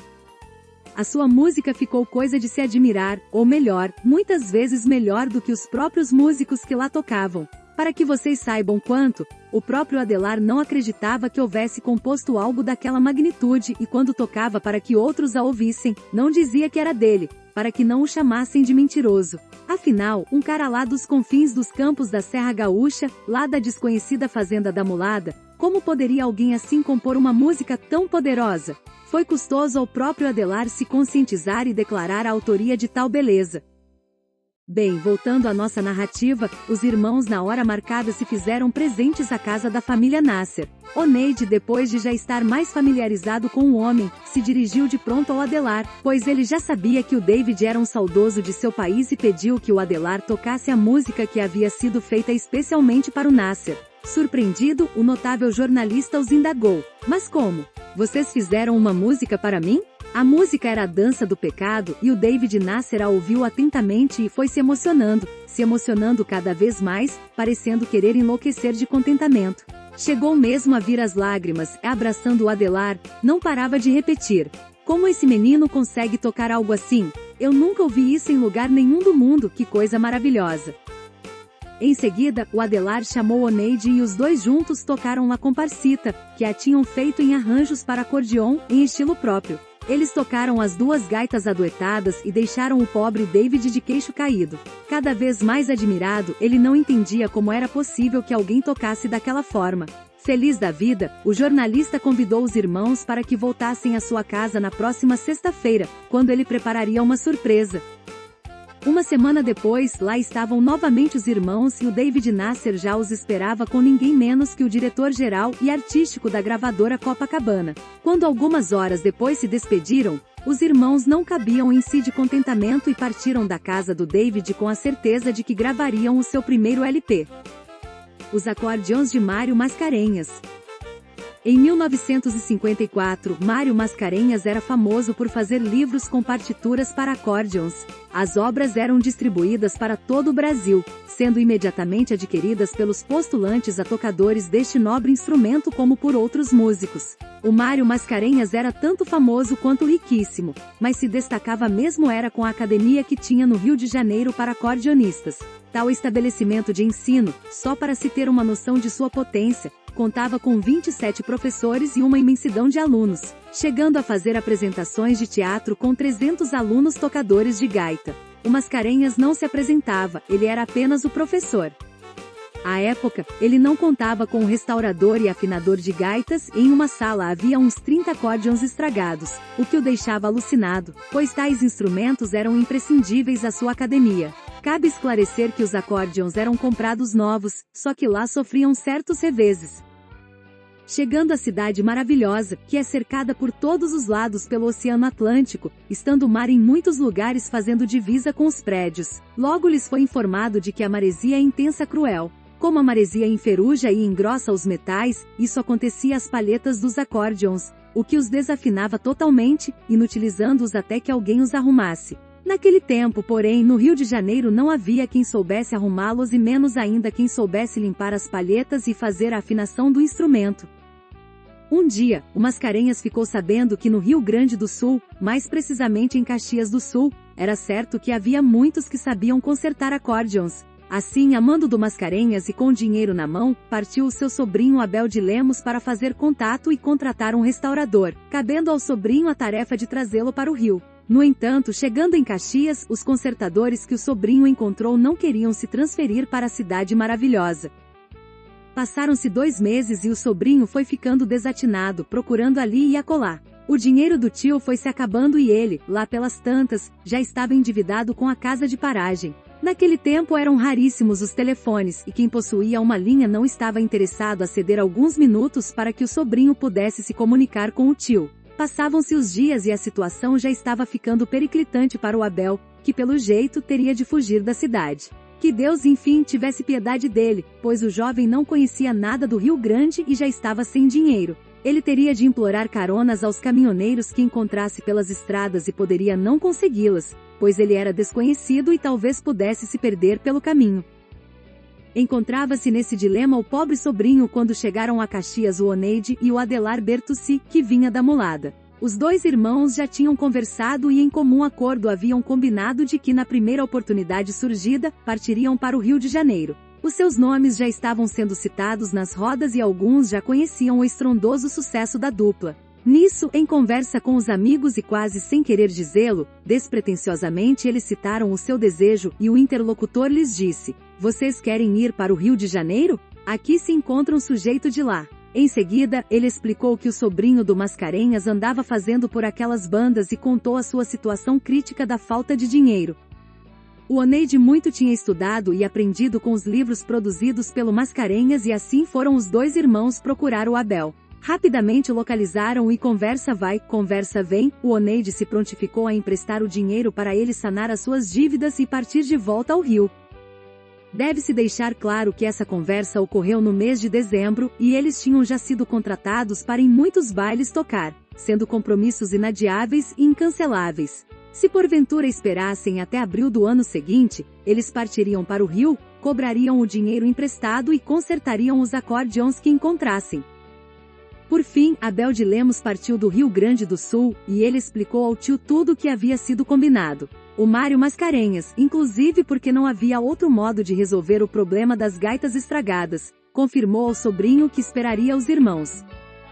Em abril do ano seguinte, 4 meses após o combinado em Caxias do Sul, lá estavam os Bertucci se apresentando na famosa Academia de Música do Sr. Mário Mascarenhas. Sendo bons gaúchos, honravam assim a palavra empenhada. Consertando acórdeon. Ao se apresentarem na academia, os irmãos foram prontamente recebidos pelo Mascarenhas, que com ansiedade já lhes esperava e logo quis lhes pagar o dinheiro emprestado ao sobrinho. Aqui entra a sagacidade de Oneide Bertucci, já que como eles estavam campeando espaços no Rio, não quiseram receber o dinheiro, sabendo que cairiam nas boas graças do Mascarenhas e conquistariam de imediato a sua confiança. Estando isso esclarecido, eles iniciaram a negociar o conserto dos acordeons. Oneide, esperto e para não fugir de seus propósitos, também não quis cobrar por esse serviço, coisa que foi contestada pelo Mário. Cabreiro com a recusa, ele bolou um modo para que os irmãos tivessem uma arrecadação pelo seu trabalho. Mascarenhas explicou ao Oneide: "Vamos fazer o seguinte, está tudo bem, tudo certo, vocês não vão cobrar de mim, porém, a cada acordeon que me arrumarem, eu lhes indicarei aos alunos que também possuem acórdeons precisando de conserto. Então vocês cobram deles." Recebendo a total concordância do Oneide, assim fez o Mascarenhas. Esclareça-se um ponto que nos parece interessante. O Oneide e o Adelar sabiam consertar acordeons, mas não eram afinadores. Porém, no intervalo de tempo da ida para o Rio, Oneide buscou se especializar em afinação. Havia duas fábricas que produziam acórdeons no Rio Grande do Sul, a Universal, em Caxias do Sul, e a Todeschini, em Bento Gonçalves. O Oneide se dirigiu a Bento, em cuja fábrica ele tinha alguns afetos que não se negaram a ensinar a arte da afinação. Ensinaram-nos inclusive muito mais do que queriam saber. Dessa forma, o Oneide saiu da fábrica um perito em matéria de gaitas. O desafinamento era até muito fácil de ser arrumado, desde que se desvendasse o segredo de terem ficado na rouquidão. No Rio de Janeiro, explicando pacientemente o assunto, o especialista foi demonstrando ao Oneide: olha aqui, o clima do rio faz com que a maresia crie uma ferrugem engrossando a palheta e por isso acontece a rouquidão. Mas você pega óleo de máquina de costura, que naqueles tempos se usava até para curar uma forte gripe. Passe bem sobre a palheta e deixe parar um tempo. Depois, com o algodão, limpe o mais que puder. Pegue uma gilete, raspe-a suavemente e vai repetindo a operação até limpá-la completamente. No fim, quase todas voltam ao normal. Nem é preciso dizer que o Oneide, sendo o homem da mulada, era a competência em pessoa e nunca deixou uma só gaita que não ficasse como saída de fábrica. Dentro de 30 dias, todos os acórdeons do Mascarenhas estavam como novos. Adelar e o seu desejo de estudar. O Adelar já não precisava, mas a sua sede de aprender mais e mais o levou a se matricular com a melhor professora de acordeon da academia do Mário Mascarenhas. Além disso, pagou adiantado pelas lições que iria dela receber. Ressalte-se que o Adelar sempre foi um estudioso, chegando a estudar 4 horas diariamente com o Valdomiro Torres do Vale, que até não era professor de acordeon, mas maestro renomado e bom entendedor das particularidades do instrumento. Mais tarde, o Adelar viria a cumprir as mesmas horas dedicadas aos estudos, só que com o professor Leonardo Caff. Para que se tenha uma ideia, este professor foi campeão europeu como acordeonista.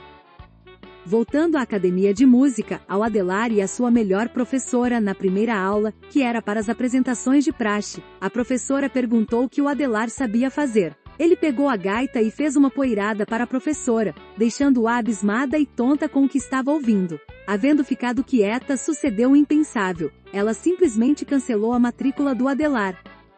Abrimos parêntese para ressaltar uma das regras morais que o Mascarenhas mantinha, com severidade, em sua academia. A norma tinha de ser cumprida pelos alunos, professores e por qualquer um que pretendesse frequentar o ambiente. Uma coisa que ele não admitia, sob pena de depois de uns bons cascudos o infrator ser banido, era alguém se engraçar com outra pessoa. Sempre bem alto e em bom som, ele repetia: todos vieram aqui para aprender e aqui é um local de trabalho. Todos têm a sua vida particular e certas coisas devem ser tratadas fora da academia. Portanto, quem não cumprir isso será dispensado. Quando o Adelar ficou sabendo do cancelamento de sua matrícula, ele se surpreendeu e quis saber o motivo, pois queria muito continuar estudando com a professora. O funcionário, que também não sabia o motivo, perguntou-lhe: olhe, gaúcho, a professora é noiva, não andaste te engraçando para cima dela? Pobre do Adelar. O que tinha como honra em sua vida era justamente o respeito para com os outros, coisa que aplicava desde a mais tenra infância. Meio acabrunhado ante a situação, ele respondeu: não, claro que não. Tratei-a com muito carinho e com o maior respeito. O Mascarenhas adentrava pela porta e logo desconfiou daquela conversa, por isso pediu que o Adelar se explicasse. O Adelar foi de pronto dizendo que não sabia o motivo do cancelamento da sua matrícula e não tinha feito menção alguma sobre algo que não se relacionasse à aula e à sua apresentação com a gaita. Tem certeza sobre o que está me dizendo? Perguntou emburrado Mascarenhas. E completou: olha, eu vou chamá-la e perguntar isso diretamente para ela. E o jovem Adelar respondeu: sim, faça isso, eu faço questão. Não convencido das palavras do Adelar, o Mascarenhas mandou chamá-la e foi logo perguntando o que ocorrerá entre os dois. Havia de ter sido algo muito grave, para que ela deixasse de ganhar um aluno e cancelasse a sua matrícula. A coitada, meio consternada e abaixando a cabeça, apenas respondeu: olhe, professor, era assim que todos chamavam o Mascarenhas. Eu cancelei a matrícula dele porque não posso ensiná-lo. Ele sabe tudo muitas e muitas vezes melhor do que eu. Ele é quem devia ser o meu professor. Os Bertos se tocam na formatura e nas rádios. Quando Mascarenhas ouviu a resposta da professora, sorriu satisfeito de orelha a orelha. Abraçando o Adelar, foi logo convocando para tocar assim que fosse possível. Até aquele momento, porém, ele tratava os irmãos Bertucci apenas como reformadores e afinadores de acordeons, não acreditando que eles eram os melhores tocadores do Rio Grande do Sul. O Mário Mascarenhas disse ao Adelar: "E então, gaúcho? Quer dizer que és bom de gaita? Então vais me provar isso no sábado, quando teremos um espetáculo para os pais e demais convidados. Estamos formando alguns alunos." O Adelar concordou e ficou muito feliz com o desfecho do diálogo, até porque, como eles estavam à procura de novos espaços, tocar na formatura dos alunos seria uma ocasião imperdível. Adelar havia preparado uma música para ser tocada em acordeon, a hora staccato. Saiu a aprimorá-la em treinamentos árduos, o que o levaria ao alto da glória. Chegou o sábado e, como ele mesmo afirma, estava com a música queimando nas pontas dos dedos. Começou a festa e os alunos se destacavam e iam sendo aplaudidos pelos presentes, quiçá na maior boa vontade. Ao término do show dos alunos, o Mascarenhas chamou o Adelar e o apresentou. "Temos aqui um gaúcho que se diz bom de gaita, vamos ver o que sabe tocar." É claro que o Mascarenhas não estava preparado para o que iria presenciar, pois o Adelar tocou e deixou a todos boquiabertos e emocionados. Os presentes não conseguiam falar, muito menos parar de aplaudir. O Mascarenhas era o mais entusiasmado e incrédulo, pulava em torno do Adelar. Sorrindo e repetindo, tentava abraçá-lo. "Não é possível. Onde aprendeste isso?" "Eu, como professor, nunca ouvi uma coisa linda assim, ainda mais tocada por um menino." Os pais e os convidados, ainda admirados, exigiam outra música, o que foi concedido ao Adelar. Calmo e ardendo em satisfação, o prodígio pediu para tocar outra música e solicitou que o Oneide tocasse com ele. O Mascarenhas se virou para o irmão do Adelar e exclamou e perguntou: "Ah não? Não me diga que você também?" O Oneide, naquele jeito de gaúcho que parece não saber de nada já sabendo de tudo, comentou: "O Adelar é melhor, eu sei um pouquinho." E o Mascarenhas respondeu: "Venha, venha. Vamos ver e ouvi-los." À espera de uma oportunidade boa na vida, os irmãos tocadores já tinham também treinado a música La Comparsita, que já havia encantado o David Nasser. Em estilo próprio, aprimoraram-na para o acordeon e se puseram a tocá-la com as duas gaitas, tudo bem compassado, dentro da partitura, só que de cabeça. Eles não ficavam com a partitura à sua frente, pois poderiam se perder. Terminada a apresentação, foi um Deus nos acuda. Eram queixos caídos e palmas que retumbavam. Alguns mais afoitos queriam até beijá-los. Tudo era demais e todos ficaram enternecidos com a beleza que acabaram de ouvir. Na segunda-feira seguinte, o Mascarenhas, ainda surpreendido e maravilhado pela atuação dos irmãos, chamou-os e indagou quais eram os seus reais objetivos no Rio de Janeiro. Oneide desfilou os fatos desde o encontro com o Abel de Lemos, deixando claras as suas pretensões. Sorrindo satisfeito e já os estimando muito, prometeu-lhes: "Eu vou encher vocês de compromissos. Arrumarei programas de rádio para vocês e os deixarei loucos." Era justamente isso o que os irmãos queriam e ficariam sim loucos, mas de alegria. Mascarenhas propôs enviá-los inicialmente para algumas rádios pequenas, mas os colocaria, conforme a performance da dupla crescesse, imediatamente nas grandes emissoras. Fez os seus contatos e os enviou para as rádios Mauá, Ministério de Educação e para Mairink Veiga. Os irmãos se apresentaram durante a semana inteira e na segunda-feira seguinte, o Mascarenhas chamou-os novamente para informá-los: "Olha, gaúchos, todos estão encantados. A repercussão é bombástica, vocês são nota 10. Vamos agora para as rádios grandes, essas foram apenas o trampolim. Vocês vão agora para as rádios Tupi e Nacional." Estas eram as duas maiores rádios brasileiras da época e ao lá se apresentarem, o sucesso dos irmãos Bertucci foi imediato e igualmente retumbante, o que continua até hoje. A Dança do Pecado, o primeiro disco e o destino dos irmãos. Adelar confidência a Valmir Zanelato que nunca esperara que a música que ele compusera custosamente no tempo em que estava no quartel, lembrando-se dos toques que faziam subir as cobrinhas pelos cestos árabes, tendo feito o jornalista David Nasser chorar emocionado, viesse a ser a música que os levaria a gravar o primeiro disco. Depois da gravação, deve-se registrar que o Oneide voltou para o sul. A saudade familiar lhe era insuportável, daquelas brutais, que só o gaúcho sente quando se afasta da querência. Os irmãos Bertucci, em 1955. Enquanto isso, o Adelar ia se apresentando por toda a região fluminense. E foi numa de suas apresentações nas rádios que ele fez amizade com o Éder Lobato, um importante empresário musical que promovia caravanas artísticas e levava shows para quase todas as cidades brasileiras. Foi assim que o Adelar, incorporado à caravana, conheceu a totalidade do Rio de Janeiro e também se apresentou no Espírito Santo e em boa parte de Minas Gerais. Os Bertucci chegam a Copacabana. A Gaúcha, uma churrascaria mandada ser construída por Getúlio Vargas, localizava-se próxima do Palácio do Catete e também estava perto da casa do grande cantor catarinense que fez estrondoso sucesso no Rio Grande do Sul, o Pedro Raimundo. Os Bertucci tocaram nessa churrascaria durante 4 meses, todos os dias, das 21 horas até a 1ª hora da manhã. Ali mesmo, certa feita, eles receberam um convite para cantar na mais badalada boate do Brasil, a famosíssima La Ronde, que ficava num bairro nobre e internacionalmente conhecido do Rio de Janeiro, nada menos do que Copacabana. Lá, os irmãos faziam o seu show das 2 às 7 horas da manhã. Na penitenciária com Gregório Fortunato e Grande Otelo. Mascarenhas era um dos homens mais influentes do Rio e, certamente ajustado com as autoridades, seguidamente enviava os seus alunos para alguma penitenciária, pensando talvez em aliviar um pouco as dores de quem estivesse encarcerado.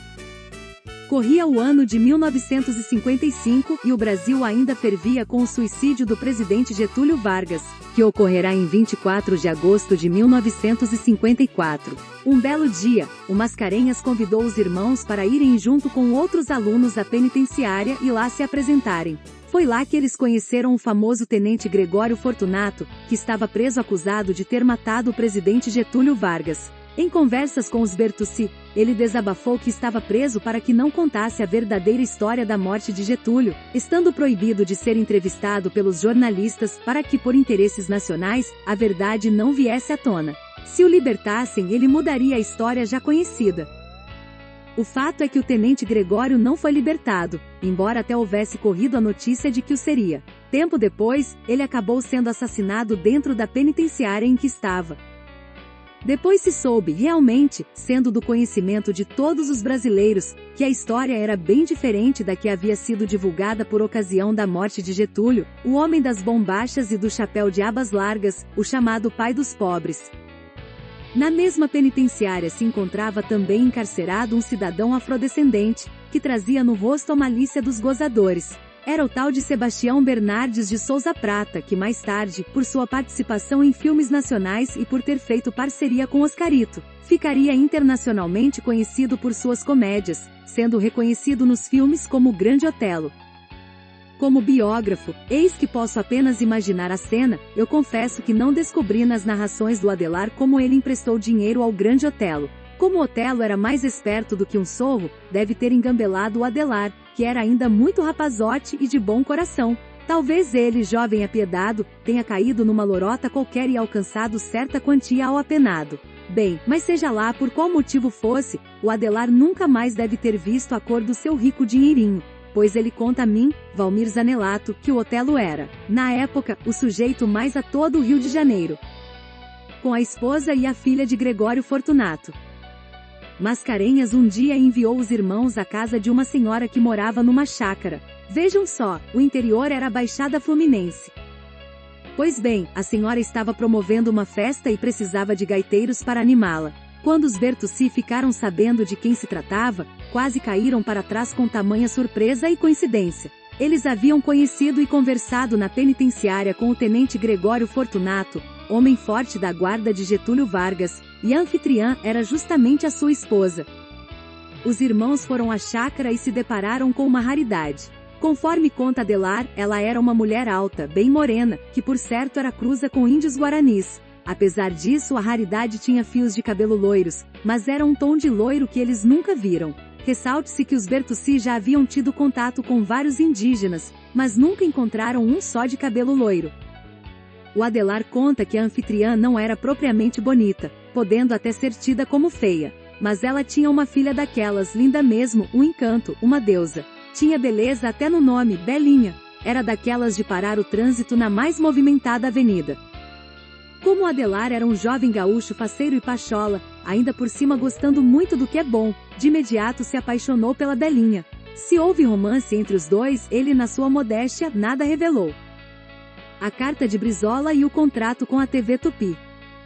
Oneide, em andança por Porto Alegre, certa feita conversou com o deputado federal Leonel de Moura Brizola.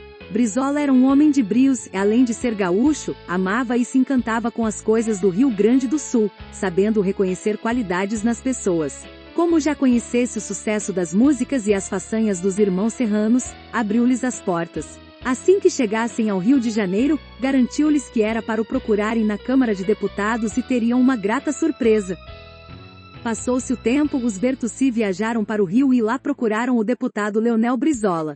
Mas que coisa! Quando chegaram à frente da Câmara, tudo estava pior do que um formigueiro, pois era gente que não acabava mais. E agora, como fazer para encontrar e falar com o homem? Adelar sempre esclareceu que o anjo que os protegia era muito forte, e mais uma vez, houve benéfica interferência a favor dos irmãos. Enquanto pensavam numa solução, alguém os reconheceu, e saindo do meio da multidão já veio gritando: "Vocês não são os Bertucci? O que estão fazendo aqui?" Contado o motivo, o cidadão logo sorriu, pois ele era, nada mais, nada menos, um dos assessores do Brizola. Nisso, puxando-os pelos braços, levou os Bertucci para um canto e disse: "Vamos esperar aqui, ele deve estar chegando." Dito e feito, alguns minutos depois encostou um carrão, um dos grandões que eram usados na época, e ali mesmo todos já fizeram uma festa. Em seguida, o Brizola os levou até o gabinete e lá lhes entregou uma carta que deveria ser apresentada ao diretor da TV Tupi. Vale dizer que todas as rádios e televisões, naquele tempo, tinham programas de auditório e estavam sempre precisando de novidades artísticas. Após os abraços de despedidas, lá se foram os irmãos à procura do diretor indicado por Brizola. Ao chegarem à emissora, uma funcionária leu a carta e pediu que esperassem ser chamados, pois ela os apresentaria ao chefe. Só que não foi preciso esperar muito, pois o diretor já veio junto com ela e com a maior alegria abraçou-os e perguntou: "Vocês são os Bertucci? Eu já tenho tudo pronto a partir de amanhã. Vocês são os novos contratados da TV Tupi." Não perguntou quanto queriam ganhar, isso era secundário, não importava. Os Bertucci já valiam seu peso em ouro e era certo que elevariam o seu nome e os programas de auditório da rádio e da TV a altíssimos patamares. Adelar fala de Gildo, Jaime e Vicente. Ao puxar assunto com Adelar Bertucci, ele prontamente responde a Zanelato. Segundo o músico, o Gildo de Freitas era e por muito tempo ainda será o maior trovador dos pampas gaúchos. Ele tinha um jeito especial de trovar e se tornou o maior do seu jeito, sempre na defesa. Quase todos os trovadores afoitos já começam garganteando que vão fazer e acontecer, vão quebrar pelo meio, vão destroçar e jogar perus. O Gildo se defendia e, segundo palavras do Adelar, ia colocando direitinho no fiofó dos adversários de trovas, acabando por lhes deixar desconcertados, finalizando por arrasá-los. Adelar fala também de Vicente Ribeiro, o chamado Garoto de Ouro. Gaúcho de São Borja, é tido como o maior repentista por ele conhecido. Em seus repentes, o Vicente olhava para o que via à frente e desfilava uma cantoria de admirar. Além do mais, não havia assunto que rejeitasse. Mostra também a sua admiração por Jaime Caetano Brown. O Jaime é outro gaúcho de São Borja, sendo o melhor plagiador que abaixo do céu azul do Rio Grande já nasceu. Adelar diz que conforme os velhos gaúchos vão se despedindo e partindo para alegrar a querência celestial, com cada um deles parte um pedacinho da história tradicionalista do Rio Grande do Sul. Nas mudanças de tempo, quando é nítida a inversão de valores, a beleza da história patrimonial do Rio Grande cada dia vai ficando mais esquecida pelos gaúchos de apartamento. Por fim, conclui que dificilmente haverá outro plagiador do quilate de Jaime Caetano Brown. Com cada um deles parte um pedacinho da história tradicionalista do Rio Grande do Sul. Nas mudanças de tempo, quando é nítida a inversão de valores, a beleza da história patrimonial do Rio. Adelar é amigo e bom pagador. Em Torres, onde reside, o empresário Valmir Zanelato possui um estúdio fotográfico, a Foto Arte. Desde algum tempo ele passou a elaborar e a fornecer alguns trabalhos para o amigo Adelar Bertucci. Sobre o pagamento, as parcelas vão gentilmente se acumulando até formarem um montante considerável a receber. No dia desse pagamento estão os dois confortavelmente sentados na grande sala da Fazenda da Mulada e, enquanto o Adelar conta as histórias de uma vida bem vivida e bem tocada, chega às mãos do seu biógrafo um cheque para saldar as dívidas dos últimos meses. Na cuia em que Adelar tomou chimarrão, ninguém põe a mão.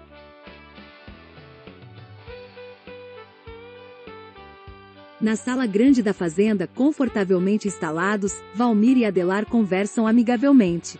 Essa amizade já dura mais de 30 anos e, brincando daqui e dali, o Valmir provoca o Adelar para que ele conte histórias acontecidas durante as suas andanças de tão exitosa carreira. O Adelar não se faz de rogado e começa com uma história que ele ficou sabendo muito tempo depois, tendo a mesma sido contada pelo Ayrton, membro da banda Garotos de Ouro. Essa história vem em verdade demonstrar o prestígio e o respeito dedicado à lenda viva nos mais longínquos confins.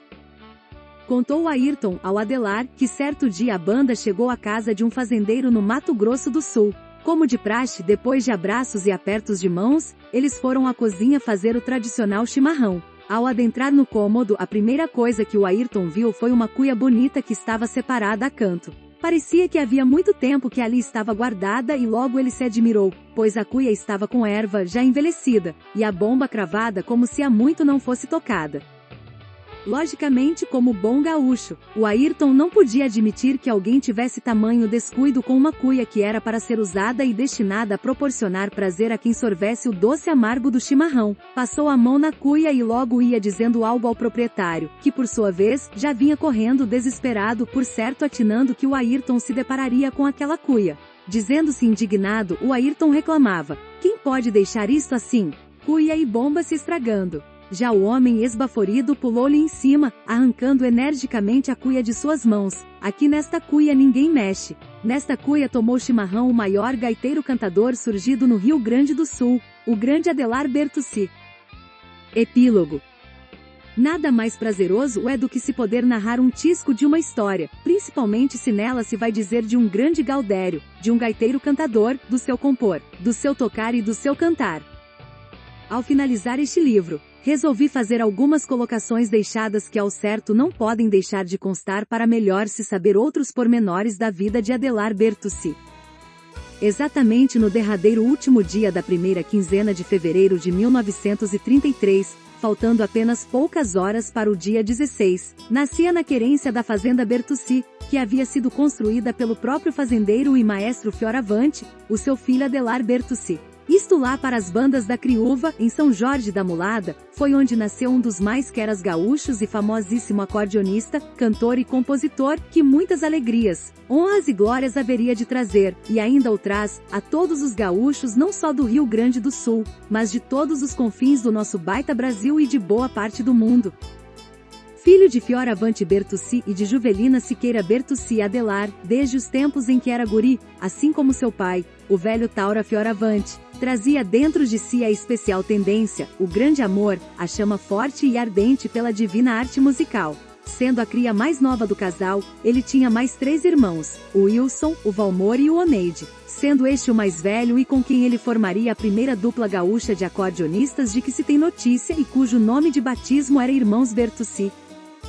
Adelar desde cedito começou a seguir os trotes do velho, o seu pai. Além de próspero fazendeiro lá do Rincão da Mulada, o imigrante Fioravante também era músico e lá pelos idos anos de 1918, havia se tornado dirigente e maestro de uma banda. Antes ali mesmo, a banda era regida pelo maestro Cornélios, um paisano que se dizia lá das bandas de Novo Hamburgo, que por mais ou menos 3 anos, por aquelas paragens ficou a ensinar ao povaredo a sua arte.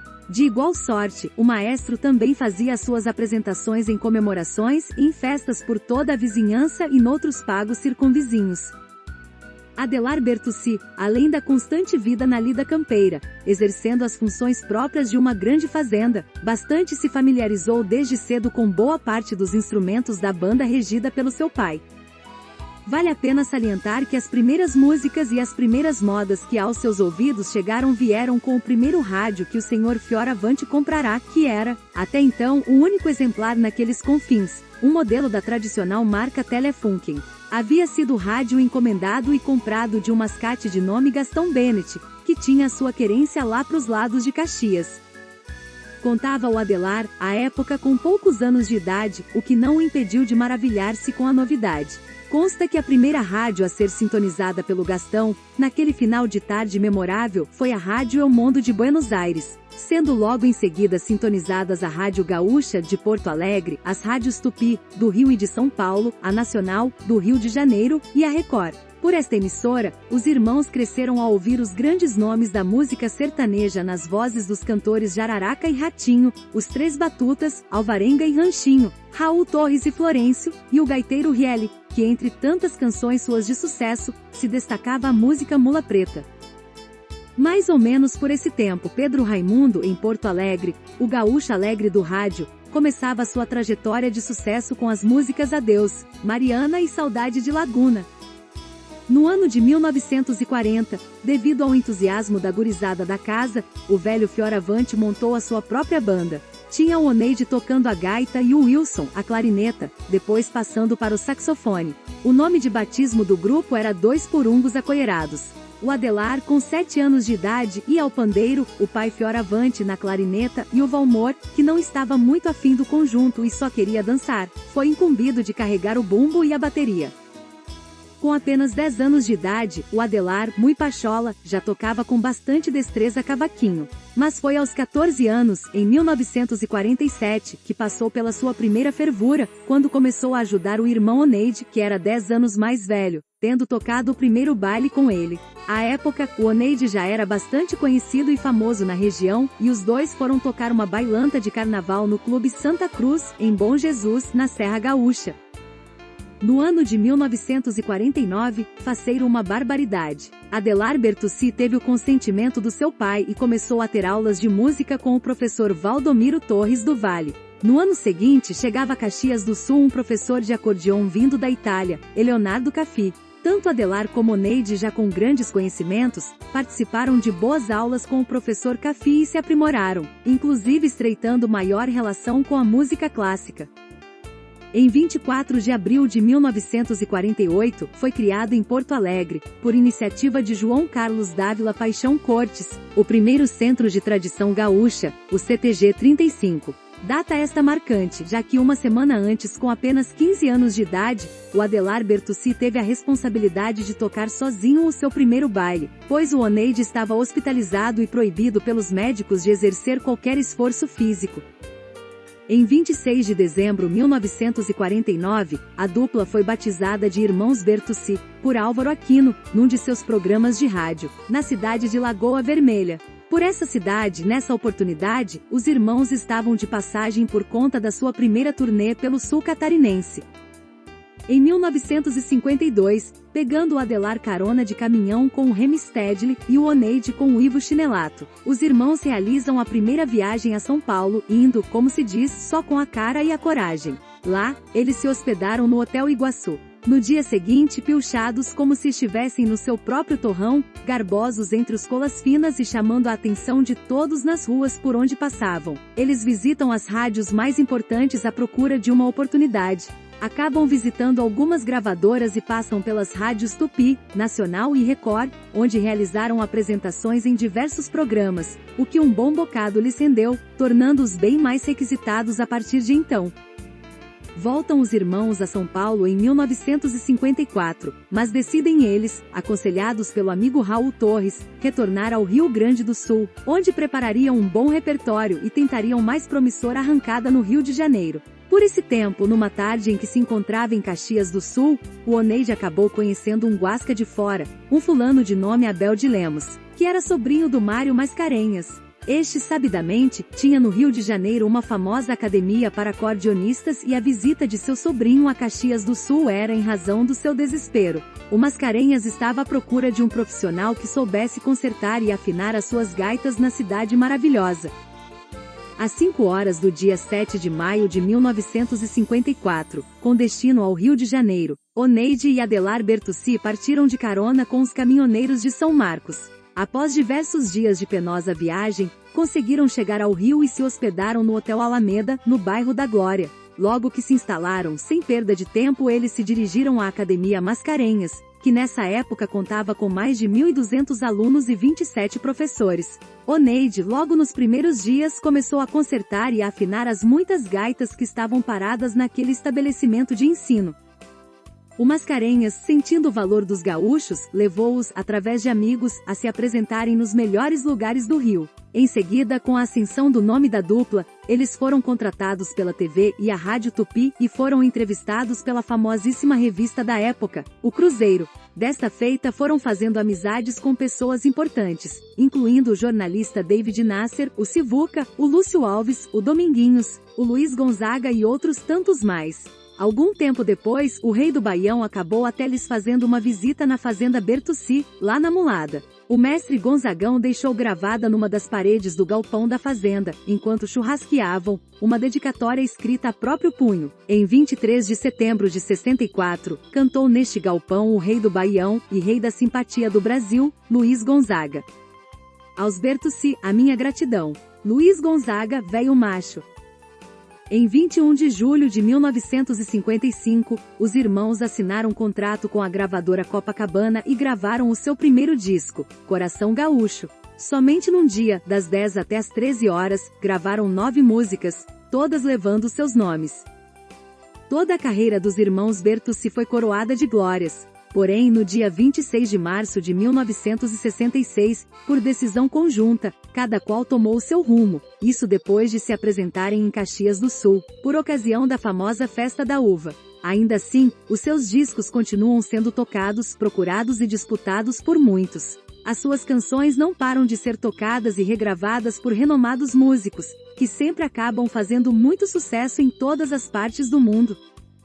Adelar Bertucci, não conseguindo sufocar em seu íntimo, assina a ele por Deus destinada. A de gaiteiro primeiro formou dupla com seu primo e irmão, Itajaiba Matana, os Cobras dos Teclados, e mais tarde, sempre com grande sucesso, formou os conjuntos Os Reis do Fandango e Coração Gaúcho, levando em frente a sua jornada. Nos últimos anos, juntamente com o filho Gilney Bertucci, seu herdeiro musical, formou o grupo Os Bertucci. Continuando firme no seu caminhar, na sua lida campeira, no seu tropiar, Adelar Bertucci é, pelo que se sabe, a única estátua viva com a força de um vivente. A estátua tem mais 300 quilos, tendo sido confeccionada em bronze e com mais de 3 metros de altura. A estátua de Adelar Bertucci segue ao lado da estátua do seu amado e jaído irmão Oneide Bertucci, ambos pomposamente posicionados no alto da serra, mais precisamente em cima de uma colina em frente à fazenda Bertucci, em São Jorge da Mulada. Aos seus pés, em homenagem singela, solene e eterna, se encontra incrustada a seguinte mensagem: a pátria gaúcha, aos irmãos Bertucci. Na fazenda da Mulada, Adelar Bertucci passa hoje a maior parte do seu tempo, quando a sua agenda se encontra vaga, quando não está se apresentando ao público nem está na lida com o gado. O tropeiro da música gaúcha recebe de braços abertos a todos os seus fãs, bem como os amigos e vizinhos que lhe visitam. Sua maior alegria é receber os visitantes que por lá aparecem a fim de conhecerem a fazenda e o monumento dos irmãos Bertucci. Passa ele horas e horas a chimarrear e a prosear com as visitas, enquanto, de tempo em tempo, para o entusiasmo de todos, abre os foles da sua antiga e surrada cordiona, que conta nestes dias com mais de 5.000 bailes tocados nas mais diversas partes que se tem conhecimento deste gaúcho mundo. Não se fazendo de rogado, Adelar Bertucci acaba uma vez e outra tascando umas daquelas suas mais famosas canções, que entoadas são por ele e pelos presentes em seu convívio. Adelar tem enorme prazer em receber a todas as visitas e é com o maior carinho e atenção que o gaiteiro a todos bem recebe, não importando a posição social nem a cor, tampouco a raça e a crença do vivente. A dividir com todos a sua alegria e o seu bem viver, a lenda viva dos pagos e o tropeiro da música gaúcha continua se apresentando por todas as partes do mundo. Segue a cantar as suas mais lindas canções consagradas, que desde o início da sua carreira contagiaram e continuam a ser entoadas e a servir de inspiração a todos, do mais jovem gaiteiro aos mais afamados. O gaiteiro, o cantador, a lenda e o tropeiro segue a cantar e a encantar desde os mais guris, os mais jovens até os mais velhos, ainda mais o fazendo aos tantos vovos e vovós que até com mais de 100 anos de vida se espalham por este mundo gaudério de Deus. Valmir Zanelato. Hélio Moreira. Final do livro de volume 1. A seguir o livro de volume 2 sobre a vida de Adelar Bertucci. Procurem no YouTube. nos seguintes canais. Canal 1, igual Valmir Zanelato. Canal 2, igual Canções da Terra. Canal 3, igual Raízes Gaúchas. Canal 4, igual É de se Pensar. A linguagem do escritor, e a alma do poeta. Ele se encontra com 45 livros no Brasil, em toda a Europa, e demais países de língua portuguesa, tendo ainda alguns a serem efetivados dentro das devidas finalizações. Participou de diversos concursos literários, e por meio dos mesmos foi agraciado com múltiplos prêmios. Há muitos anos tenho acompanhado seus trabalhos e a sua trajetória, não só como escritor e poeta, mas também como pintor, escultor, compositor, sendo que diversas de suas músicas e composições foram e continuam sendo gravadas não só por renomados cantores, mas ao mesmo tempo por tantos outros que apreciam e admiram a sua arte. Na sua trajetória pelos corredores da área musical, acolhendo as suas aspirações e romantismo, acabou gravando 4 CDs de abrangência cultural eclética. Além de incansável incentivador cultural, ao meu lado, se arrojou em outras áreas, tipo da produção cinematográfica, onde realizamos 2 relevantes documentários sobre épicos do Sul. Estou aqui a lhes contar um pouco sobre Valmir Zanelato, sobre a sua arte, os seus trabalhos como escritor, poeta, compositor, artesão, pintor, escultor, cantor. Gravou o hino Torres, Cidade Serena, e como empresário bem-sucedido, tanto na parte da construção civil, quanto na do ramo comercial, o qual desde pouca idade fora, provara, e de contínuo como outrora sonhara, se encontra a delinear seus projetos em cada estação de sua vida. Até os dias atuais, escreveu inúmeros livros de poemas e poesias, alguns outros de romances, documentários, dentre outros. Na arte da pintura, alguns emoldurados em telas, dependurados enfeitam seus momentos de inspiração. Entre horas vagas e outras, fluindo o seu lado escultor, ainda lhe sobra um tempinho para esculpir alguns trabalhos em madeira, sendo que lá entre seus guardados, dentro de um baú, isto dos seus tempos de hippie, quando exercia a função de artesão, entre outros objetos, se destaca uma colorida carteira em couro, por ele artesanalmente confeccionada semelhante a outros tipos mais de artesanatos, os quais os vendia aos turistas na Praça General Osório, em Ipanema, Rio de Janeiro, e na Praça da República em São Paulo, a qual como lembrança desses bons tempos, lá ainda continua. Quero deste modo aqui passar uma tênue visão à nossa ampla roda de amigos, os mais achegados ou não, a briosa imagem dessa pessoa desnuda de soberba, mas eclética, revestida de abrangente e de tão sortida arte, algo bem raro nesses nossos tempos que é o Valmir Zanelato. Assim sendo, não posso aqui deixar de agradecer o privilégio por ter tido a oportunidade honrosa de dizer uns tão poucos sobre esse tão especial artista. Gustavo Magnus Zanelato. Contatos. Busque no Spotify todos os álbuns de músicas de Valmir Zanelato. Busque no Pexels por Valmir Zanelato. Lá você encontrará mais de 40 mil fotos profissionais, com mais de 1,4 milhões de visualizações por mês. Busque no YouTube nos 4 seguintes canais. Canal Valmir Zanelato. Canal Raízes Gaúcha. Canal É de se Pensar. Canal Canções da Terra. Lá você encontrará seus mais de 45 livros falados, clipes e seus 4 álbuns musicais, contos, poesias, livros falados. No Facebook, siga Valmir Zanelato.